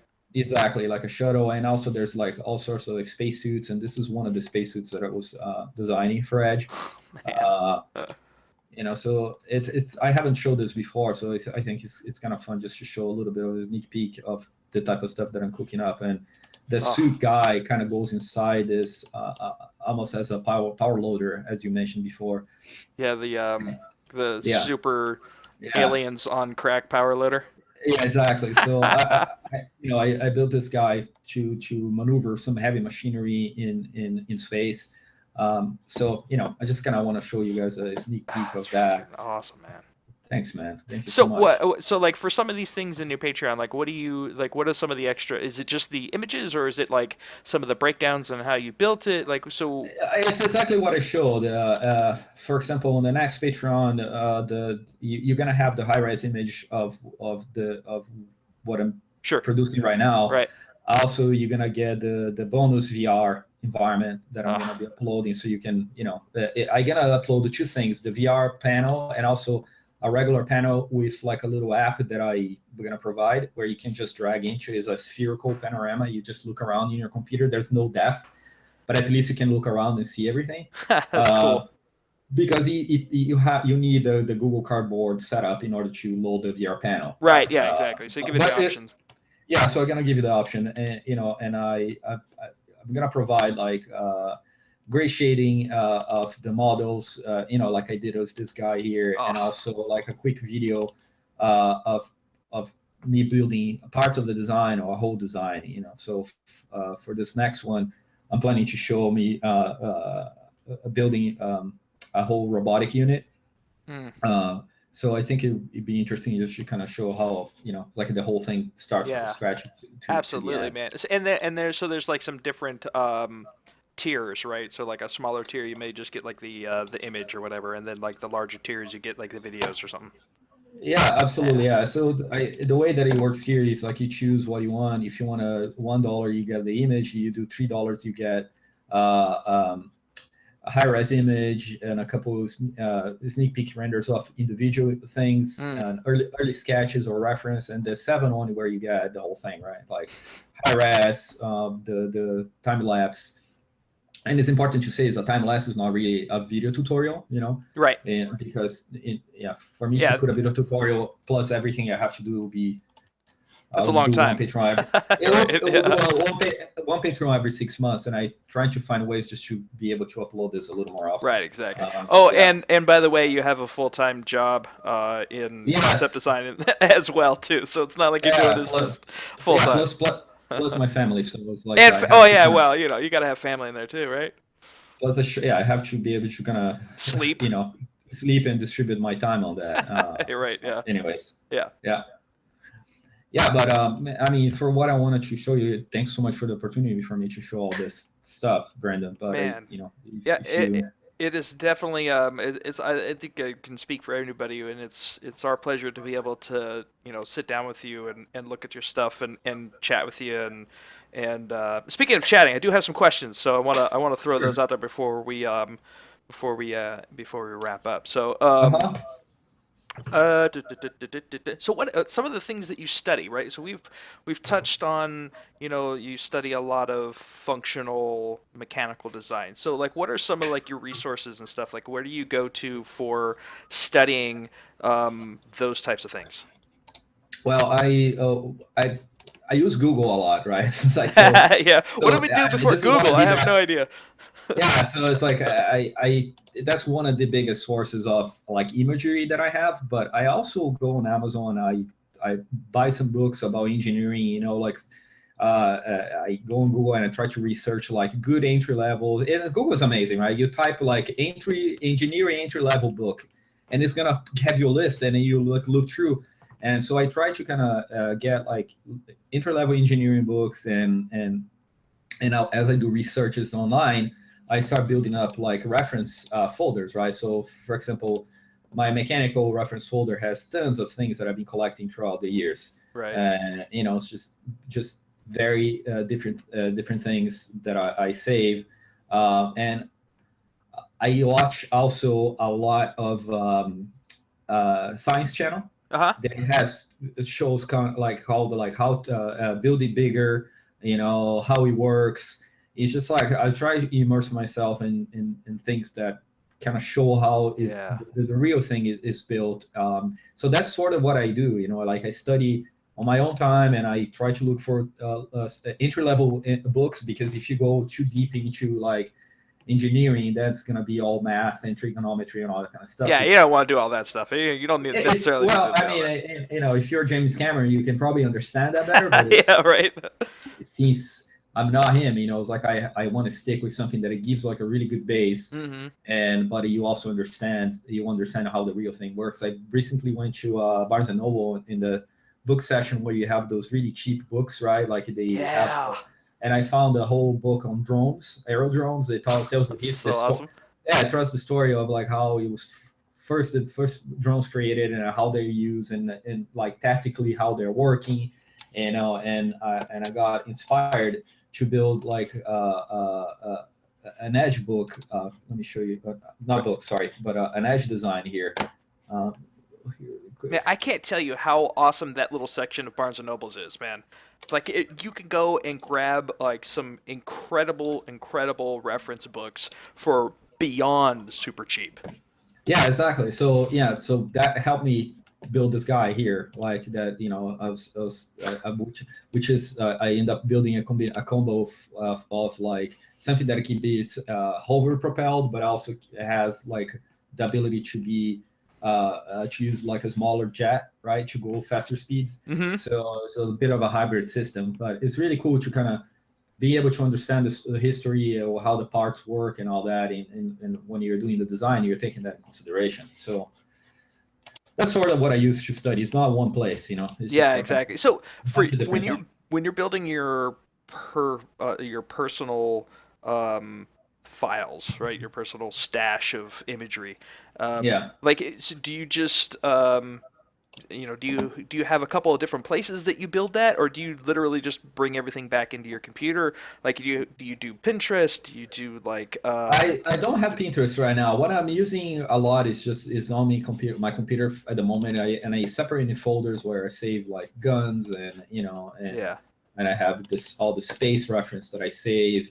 And honestly, I think this part is huge. Like when you keep looking at this and like constantly looking at reference, it really enhances your sense of complexity and what kind of things that you need to try to mimic with your work because you have so many strong images. I'm not sure who said that, but I was like, the artist is as good as his reference, right? So right. I think that phrase makes a lot of sense. It's like whatever you are looking and you're trying to mimic is gonna put your work what you're doing in perspective, and that's what you're gonna try to achieve. So Right. So in that same vein, then, like, how do you feel about using other art as reference versus real world reference? Well, I tend to not look a lot at other art because I think you're gonna, in a way or the other, you're gonna be influenced by what you're seeing, Hmm. even if you're not intentionally trying to mimic what the guy did. It's gonna be stuck in your brain and it's gonna come naturally. So I use that rarely. I think Yeah. for creature work, for example, which I do sometimes, I have a sculpting folder, Hmm. and that's very helpful. And I think that will be something that I use for inspiration if I'm doing creatures. Yeah. Um, Let me see if I have it here. But yeah, sculpting it's something that you can use, at least for me, because the just the range of creature sculpting is it's not that large, Hmm. so I like it to be looking at that sometimes to even avoid certain things, Right. um, but also they have a couple like styles of sculpting that are really interesting that it kind of translates directly to 3D. Right. So it's really interesting to look at that. But for mechanical stuff, I try to look way more at real things Right. than other artists' interpretation of it. Well, especially mostly when you're focusing on functional design, right? You really Yeah, want like that real world tangibility. correct. Exactly. Nice. So another question: when you are working in actual production, right? For let's say for a movie set, um, how like what are your average durations of time that you need to produce a particular piece? I guess you could say. Um, well, that's it. Also depends of the size of it, right? You're talking about an environment, for example. Yeah, environment or some kind of mechanical design for a vehicle or something like that. I know it really kind of varies. It varies depending on the size, right? Mm, A lot. Like if you're doing a simple prop that is very small and it's like usually it's gonna take like a few hours, right? So talking about the examples that I showed before, like that table that I did, it took me hours to model that table. mm, Uh, but to assemble the whole environment, it would take me probably a full day or a day and a half or something like that to assemble something that looks a little more finished.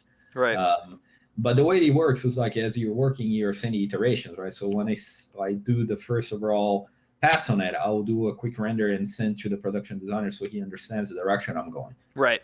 Um, yeah, so I think you can kind of classify it, and it's really going to come down to the amount of detail you have. So like little props are going to be faster in general, right? Yeah. Yeah. Unless the prop it has like 10,000 little movable pieces. But in general, a simple prop is going to be a little faster. And then you have a whole environment, and then you have a character, for example, Right. which the character will probably take a little longer to be developed.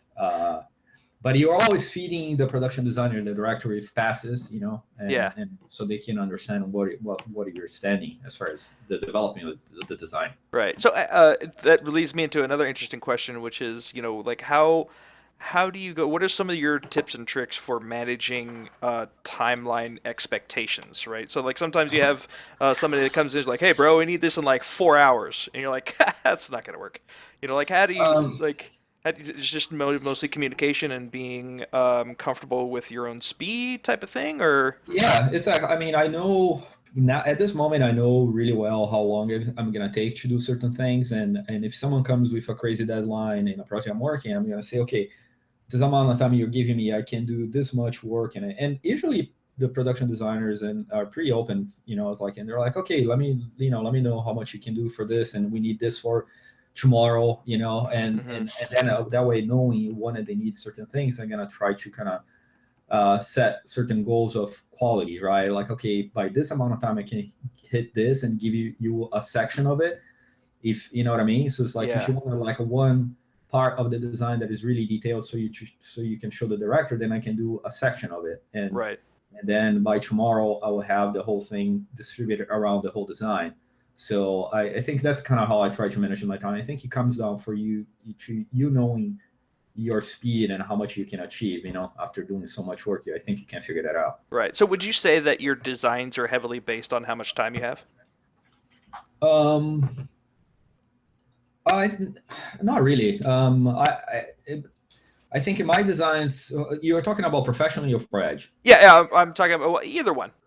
Well, for Edge, I mean, honestly, for Edge, like, since I have the time that I have is whatever I want to spend on it. Like, I try to hit like the best quality that I can, and so I'm not really bound by the time. When I'm on a crunch to build certain assets to do have an announcement or to do a news feed or something like that, then I would have a little more compressed time there. But Right. we're gonna try to hit the best quality possible, Right. and I'm gonna try to do that with the movie work as well. I always try to do the best that I can with the time it's giving, but of course, it's just a natural law, right? Like, everything that you're gonna do, it's gonna be kind of related to the amount of time you're gonna be able to spend. Right.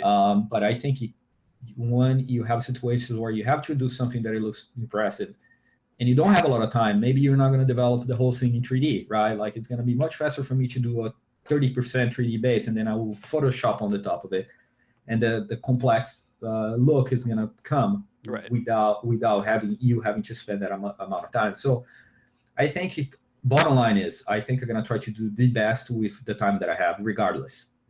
I think that'll be the shortest answer. Right. Yeah. Exactly. Well, I mean, it's about like what, like how big is my time container, and then like you fill as much of that container as much like, like you're like, well, a half hour container is this size, right? Well, I can fill that with this much Yeah. stuff. You know what I mean? Yeah, Yeah. exactly. And also, there's ways that you can do a work and like achieving a certain result without having to spend as much time on it. Yeah. Of course, if I develop a whole design in 3D, it's gonna take way more time that I do some parts in 3D, and use photos for other parts, and Yeah. renders. As I mentioned, I have renders of my own parts that are just in an angle that I can just grab and put in a picture in a Photoshop as well, right? So Right. I think all those things combined, you're able to cut corners and kind of come up with something that Right. is impressive.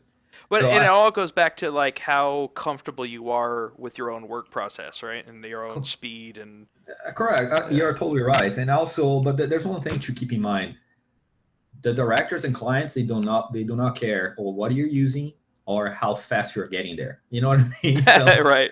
at the end of the day, they're gonna look at the design. They're gonna say, "I love this" or "I hate this." And Right. it's like, I remember doing a presentation in Brazil about my process, and the one guy asked me, he's like, "Hey man, how the directors feel when they learn that you use 3ds Max?" Because the guy was so caught up in the software stuff Yeah. that in his mind, people will be upset that you're using a certain software. Dude, they don't care, man. It's like, for them, a lot of times the director doesn't even know that you're doing 3D. Right. So Yeah. Exactly. they see the final image, and that's what they care about. Right, and it's just it goes to like putting yourself in the art director's position, right? You're like, what does the art director want? The art director wants a design, right? It doesn't really care how you got there as long as you have iterations on a design based on a certain direction. Absolutely, yeah, exactly. So I think that if you know what how you get there, like how to get to the result that the guy's asking, it's like, I think you're gonna do always the best you can to hit that mark in the best time possible. Right. So I think that comes with just doing this often. Yeah. You kind of feel natural about that whole process. So doing it often, right? That leads into the next question, which is like, how do you balance work time and obsession versus like, oh, I have to like get up and walk around and go for a walk kind of thing? Like, how do you balance like your work life, like obsessions and putting actually sitting down and doing something versus balance. Well, well, I mean, I think what I work a lot, right? Like I devote a lot of time to my career, Yeah. and this is how I am. I was always this way, and so my balance right now, it's like I spend a lot of time working on Edge and working on the freelance stuff that I have, and I try to devote some time for my health, which I go to the gym and I try to work out and eat healthy, Hmm.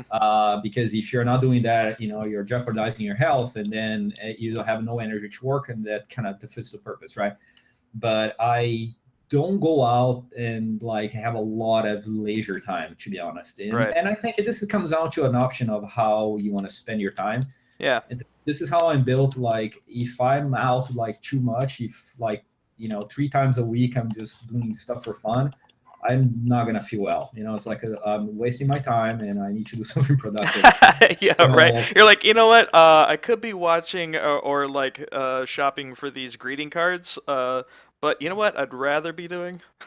yeah, well, but this is very personal. But to me, it's like I think it always comes down to the following, right? Like you're gonna get to a certain result depending on the amount of time you're devoting to it. Hmm. So if you wanted to be good at something or you want to do something impressive, that's not gonna come over for free, man. You're gonna have to sacrifice something, right? Right. I'm very thankful that my wife, she's super supportive, and my kids are, I don't have small kids anymore. My kids are grown already, and 15 and 21. So it's to me is like that part helps big. She's supportive. She understands Yeah, that it's so important.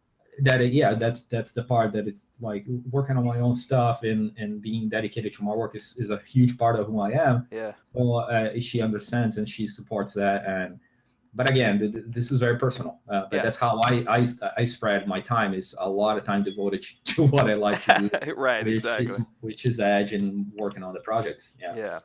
There's only you know what I always tell people, I'm like, you know what, like the next Albert Einstein, multi-billionaire will be the person that finds a way to pack more than 24 hours into a day. Exactly. Yeah, absolutely. And for example, and there are levels to that, right? For example, I study a lot and I devote a lot of my time to study all this. Hmm. And when I have a review with James Cameron, the amount of stuff he knows, it's so mind blowing that I just don't understand how he got to that level of knowledge Yeah, like how did you do that? in so many. I think he has an amazing memory, because the Yeah. amount of stuff he can cram in his brain is impressive, dude. That is a reason that the stuff he does is genius, because the guy is a genius. Right. It's like Or it's either that or very he's, impressive. he's immortal and he's been alive for 500,000 years, and It could be true. It you could know. be true. There's yeah. I think he had like 200 plus years of study. Right. Yeah. Exactly. Yeah. So That's crazy, man. Crazy, crazy, crazy stuff. Um. So what are you doing now? So you're just doing yeah, some Boolean yeah. stuff, Just some as we're quick demo. yeah, just talking here. Okay. Just Cool. doing like a quick design here. So, hey, so a couple other questions. Uh, I definitely want to touch on education and where it Hmm. is currently, and knowing that you have gone and done a lot of self-taught stuff. Like, Yes. so what do you see right now, and what are your opinions on where the current trends are in art education versus like traditional university education versus like what I'm trying to I'm coin phrasing piecemeal education, right? Where like you go and you grab some things from Patreon, you grab some things from Gumroad, you grab like all these different pieces and slam them together into your own education. Like where? So how do you feel about the current um, Well, I think differences? yeah, to me, I think it boils down to mostly what level of education you're getting. Doesn't matter what it's from, and also what kind of interaction you're having with your peers and if you're surrounded by other artists. I think that being self-taught, if you're 100% never in contact with anyone or one you're learning, I don't think this is helpful. It's really good to be surrounded by other people, right? And that's gonna push you, and they're gonna learn different things, and they're gonna show you. So that I think this whole interaction of learning is very helpful. Hmm. Um, but I believe that it all comes down to quality. Like I've seen, universities being very expensive and not offering a good level of education. And you go to my good friend's brainstorm school, and they teach Yep. you like really high quality, extremely or like industry oriented, that you can just like take a lot of advantage of that, and you're surrounded by really talented people. You know what I mean? So Yeah. I think it comes down to like, okay, education is really cool, very important. I think we like your life is a whole education. You never stop learning, right? Right. Like Yep. you have to understand that even after you graduate or you finish all your courses, like you never stop studying. You're always have to research and buy new stuff and new software, and you're always in the process, right? Yeah. But talking about schools, it's in general, it's just like I think is you have to find a place where you're really comfortable with the level of education is given, and by that you see that if the teachers are there, are they teaching you to be as good as people that are looking at Artstation, for example? Like are you able to get to that level? And the other thing is that is tricky in universities is the fact that they have this classes that they are obligated to give, which it touches on things that are not a lot of times not related to art, Mm-hmm. and that could be tricky because you're paying for this whole thing, but you're getting your time spent on classes that are not really related to what you're going to use ever. So Right. uh, it's it. I think that part is tricky with the whole diploma thing, and it does help when you are outside of the United States to get when you finish, you have a diploma. It's much easier for you to come to the country, Yes. Yeah. Right. but and that part is very important. And also, there are schools out there like Vancouver Film Schools and things like that do offer a really strong program. Mm-hmm. Um, and so, okay, long story short, I think at the end of the day, level quality of the education you're getting. Yeah. It doesn't really matter if you're going to the university and all the teachers are not really good and are learning anything. It doesn't really matter if you're going to have a diploma there. Just like Right. you're going to show your portfolio. Nobody's going to ask, oh, what degree you have. Yeah. It's like Right. Yeah. they're going to look at your portfolio 100%. I can tell you that because I was in a position of hiring before, and that's Yep. all I look for. It's just the guy is mega talented or not. Right. And I think if you are in a right environment, learning environment, you're gonna get to the point. So I think that's the most important part of it. Right. But regardless, the fundamental of education is always extremely important, right? It's like, Right, exactly. I mean, there's so many different like aspects to evaluate. Like interaction with other peers versus the level of education. Like, are you just learning software? You're like, oh, this button does this button does this, or are you, yeah, you have access to teachers that are giving you design language? Like, and I agree, and that's gonna come down to things that what you're studying for too. Are you trying to be a designer? You're trying to be a production artist, mhm.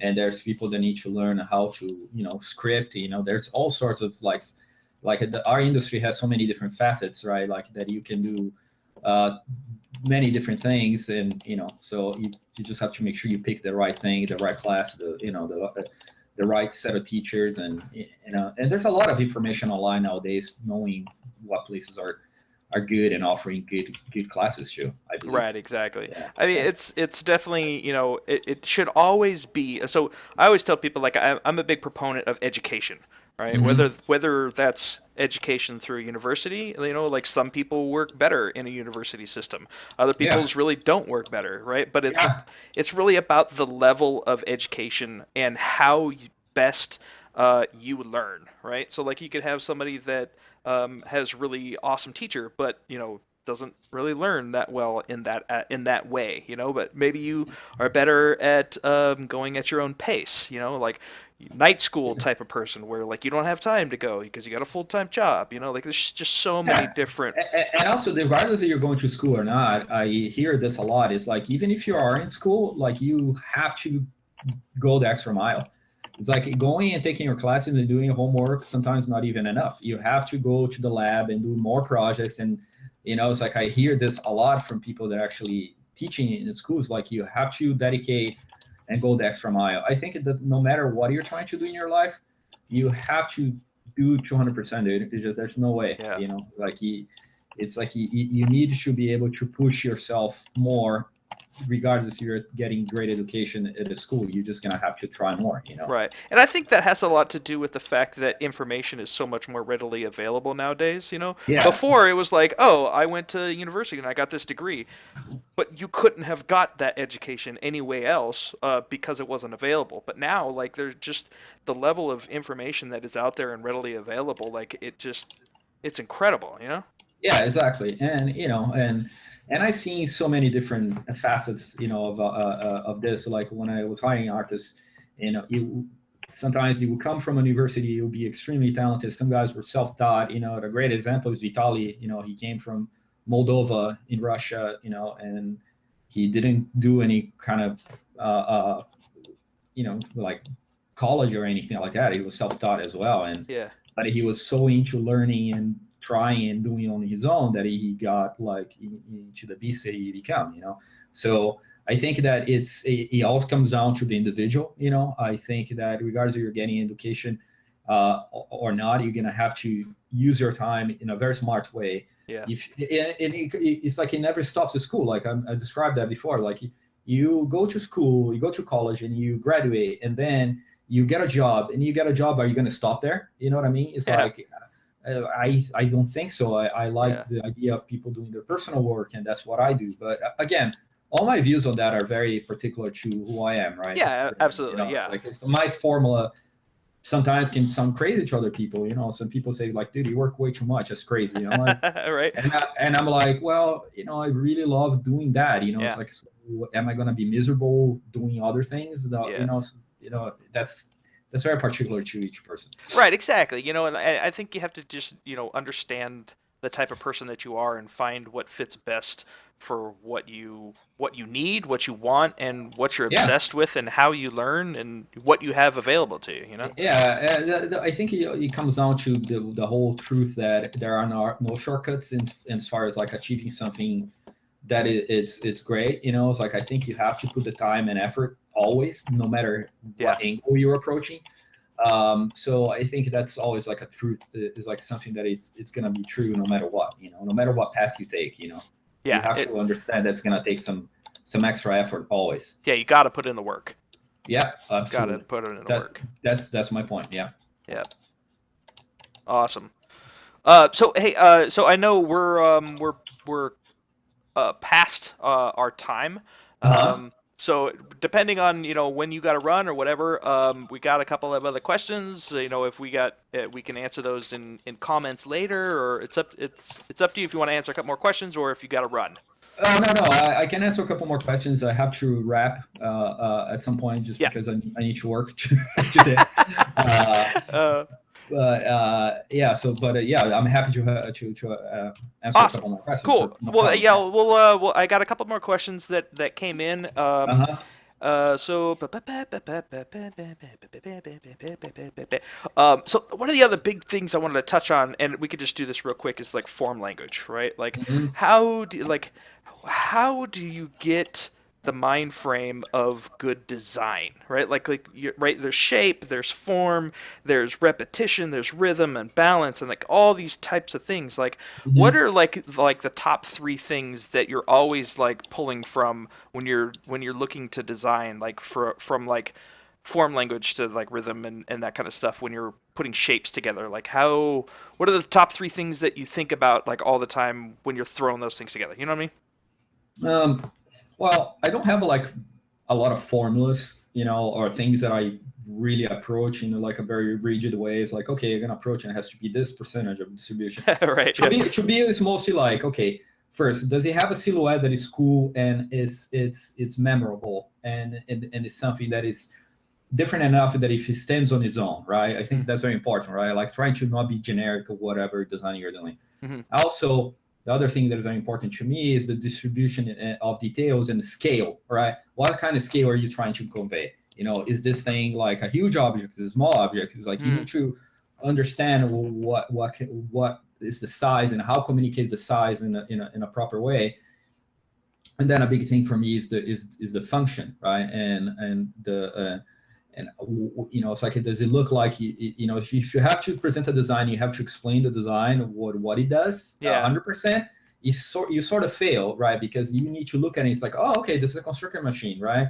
You probably can drill, right? Maybe you can explain little things that, oh, it can transform into this, but the overall read it has to be there. Right. So I think it has to be those parts, like it has to be recognizable, right? And a distribution of detail and the balance of between like areas to rest your eye and things like that is always going to depend on the kind of style you're doing. If you're doing a construction machine, for example, the distribution of details is going to be very particular to what you're trying to convey. If you look at Caterpillar tractors, for example, Mm-hmm. they have a certain language, right? But Right. at the end of the day, you have to look heavy, right? And what does it make the design heavy looking? It's like the size of the wheels, how big it is, and the size of the bolts compared to the overall mass, and that type of stuff that we Right. have to pay attention. So I think it's like there's not really a really smart formula for me to approach this. Mm-hmm. It's a myriad of a combination of different parameters and things that I try to observe, and how when I'm bringing the design to life, those are the things that I look at. Gotcha. Yeah.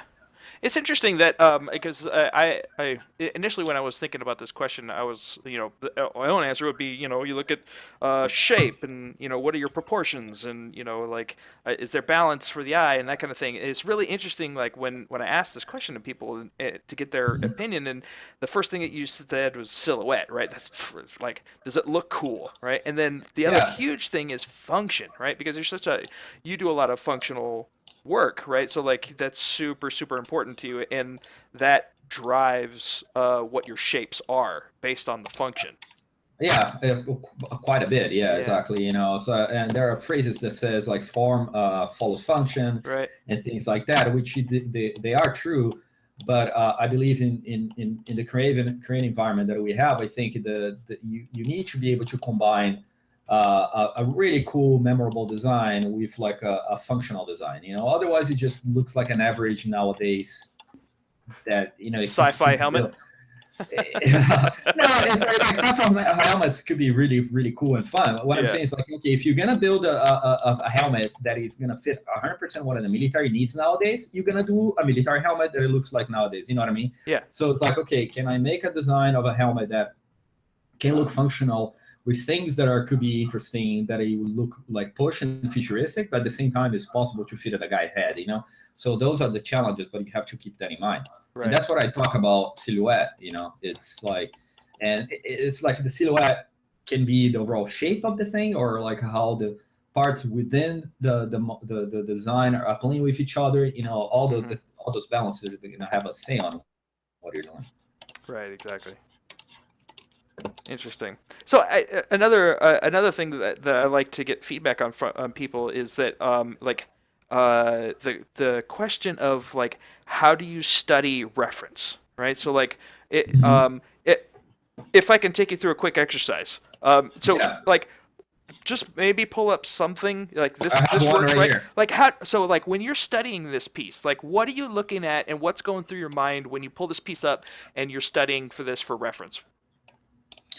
Well, yeah, there's certain things that I look when I look at this thing here, like, okay, what is the biggest impression that I have this whole overall design? It's like it's very complex and it's very powerful. Like it has like a whole uh, jet system here being built, but at the same time, this looks like an experiment, right? Mm, Everything, you have a lot of things that are exposed, right? And it comes down to this more finished uh, design here in the center around this, but everything else looks like an experiment that it was assembled together. Also, the type of stuff that I analyze is like something that I love is like the industrial language versus the overall lab language. hmm, that's So cool. Yeah. yeah, so you can see all this like anodized parts and things that look like you could fit in a lab, and then here you have all these industrial parts, and in this guy here you have like a very common wheel setup. So that's kind of how I analyze things. It's like I try to break down or how things are kind of talking to each other and what do they use together to get to of course they are not designing this is like a purpose, right? But Right. it's really cool to see what kind of tools were used in order to achieve this. The huge tank here in the back, Right. like look at all the pipes feeding into it. So I use all this as reference. The other thing that I look at too is like, for example, when you're doing pipes, you don't do a pipe going straight to like the receptor, right? You have like extra things that can fit in the pipe. Those type of details are really cool, and I always do that. Mm, I never do a pipe that is gonna go from here to here and ends. I go here and I have this extra arm and I have this extra hexagonal bolt, and then you go to the receiving part. right. Yeah. I go from when I analyze a reference, I go from the very broad part into the very minimalistic things that are how things are built. Man, that's really cool. I love that you're able to like sit back and say, okay, well, everything has a purpose, right? And you're like, well, obviously this is a test because there's no design elements to the actual piece, right? Everything's Yeah, exposed. It serves a function as like, oh, I need to be able to change this wire or switch this setting or like switch these wires out and that kind of thing, right? yeah, So, exactly. Yeah, and then they didn't have time to build like a beautiful cover for this, So right. it's like the whole thing was stored together for them to test this. And this is exactly what I did when I did Edge, for example.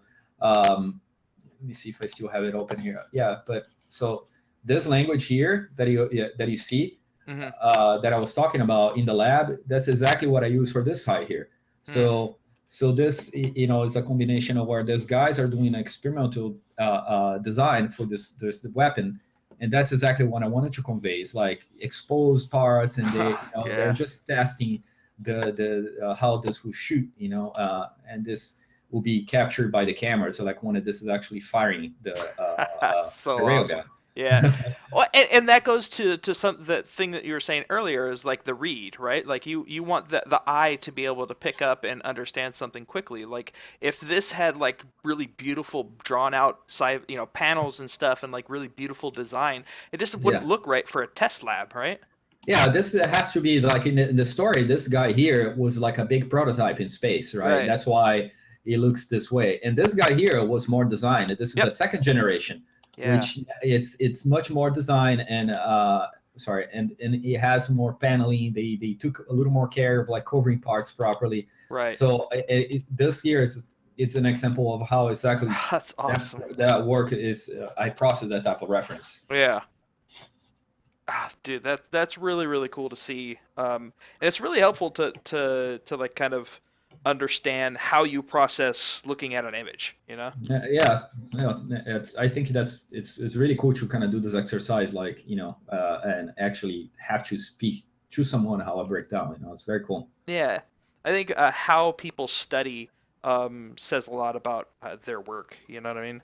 Like being able Absolutely. to like look at something and go like, oh, that's pretty cool. Okay, next. Or you go and you're like, oh wow, like Yeah, you get some really cool shapes that are industrialized and put together on this experiment, where everything is exactly. exposed and stuff. So Yeah, that's cool. awesome, Yeah, awesome, man. Well, hey, I think that's pretty much all I got. awesome. Wow, Brandon. Yeah, thank you so much for the time, man. It was awesome. That was fun, man. That was definitely lots of fun. Thank you again for taking the time to hang out with us, man. It was just a pleasure to be able to kind of rip your brain apart and have Thank you. fun peeking around in there. Thank you, man. I appreciate it. I hope you guys enjoyed, and it was honor for me to show all this stuff for you guys. Absolutely, man. It was really cool seeing a peek into some of the stuff that you haven't released yet, and we definitely look forward to seeing those on your website. Wink, wink. Oh, dude, thank you. Absolutely, man. Thanks so much, Brandon. Absolutely. All right, guys. So we'll get this posted up on YouTube here pretty soon. We'll definitely get that up for you guys. We'll send some links out pretty soon. And I think that's it, man. Awesome.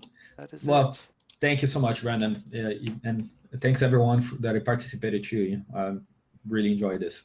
Awesome, man. It was a great talk, dude. I think we discussed a lot of fun stuff. So it'll be a good resource for people to go back and do some studying on. So, and this piece, Awesome. by the way, this little piece, Uh huh. awesome. Oh, thanks, man. Yeah, I just want to put something together, kind of showing the boolean technique that I've been using, and the other thing that I use too is quad chamfer, Yeah, which is like a modifier quad that. chamfer. Yeah, Max has a chamfer that just adds like Oh, it's like an intersection, right? it's not there's a chamfering, right, and you can choose the radius right on it. Oh man, that's So awesome. yeah, it's pretty cool for you to just do some mechanical parts that has a little more curvature to it. Right, and like so it looks like one full machine part. Yep, exactly. That's So it's a awesome. combination of Boolean and quad chamfer here. Gotcha. Would you ever be interested, or do you have requests for kit bashing or kit bashes? To sell my parts? Yeah, Yeah, I got some. Yes. At the moment, I'm not looking to selling those just because I'm using a lot of Def Reg, and I want to make sure that yeah, I am conserving those to to the look that I'm going for the project. But yeah. eventually it could be a very good option. Yeah. Yeah, I think there's enough there. There's enough want that when you're exhausted from those pieces, I think Yeah. there's definitely be some people that'd be interested in using them Oh for man, sure, yeah. man. I'm glad you're here. I hopefully that's gonna come out soon. Yeah, awesome, man. Okay, All right. man. Well, thanks again, and have a fantastic rest of the day, and we'll chat soon, man. Thank you so much, Brandon. Thanks everyone. All right, guys, take it easy. You Later. too. Okay. Bye. All right, bye.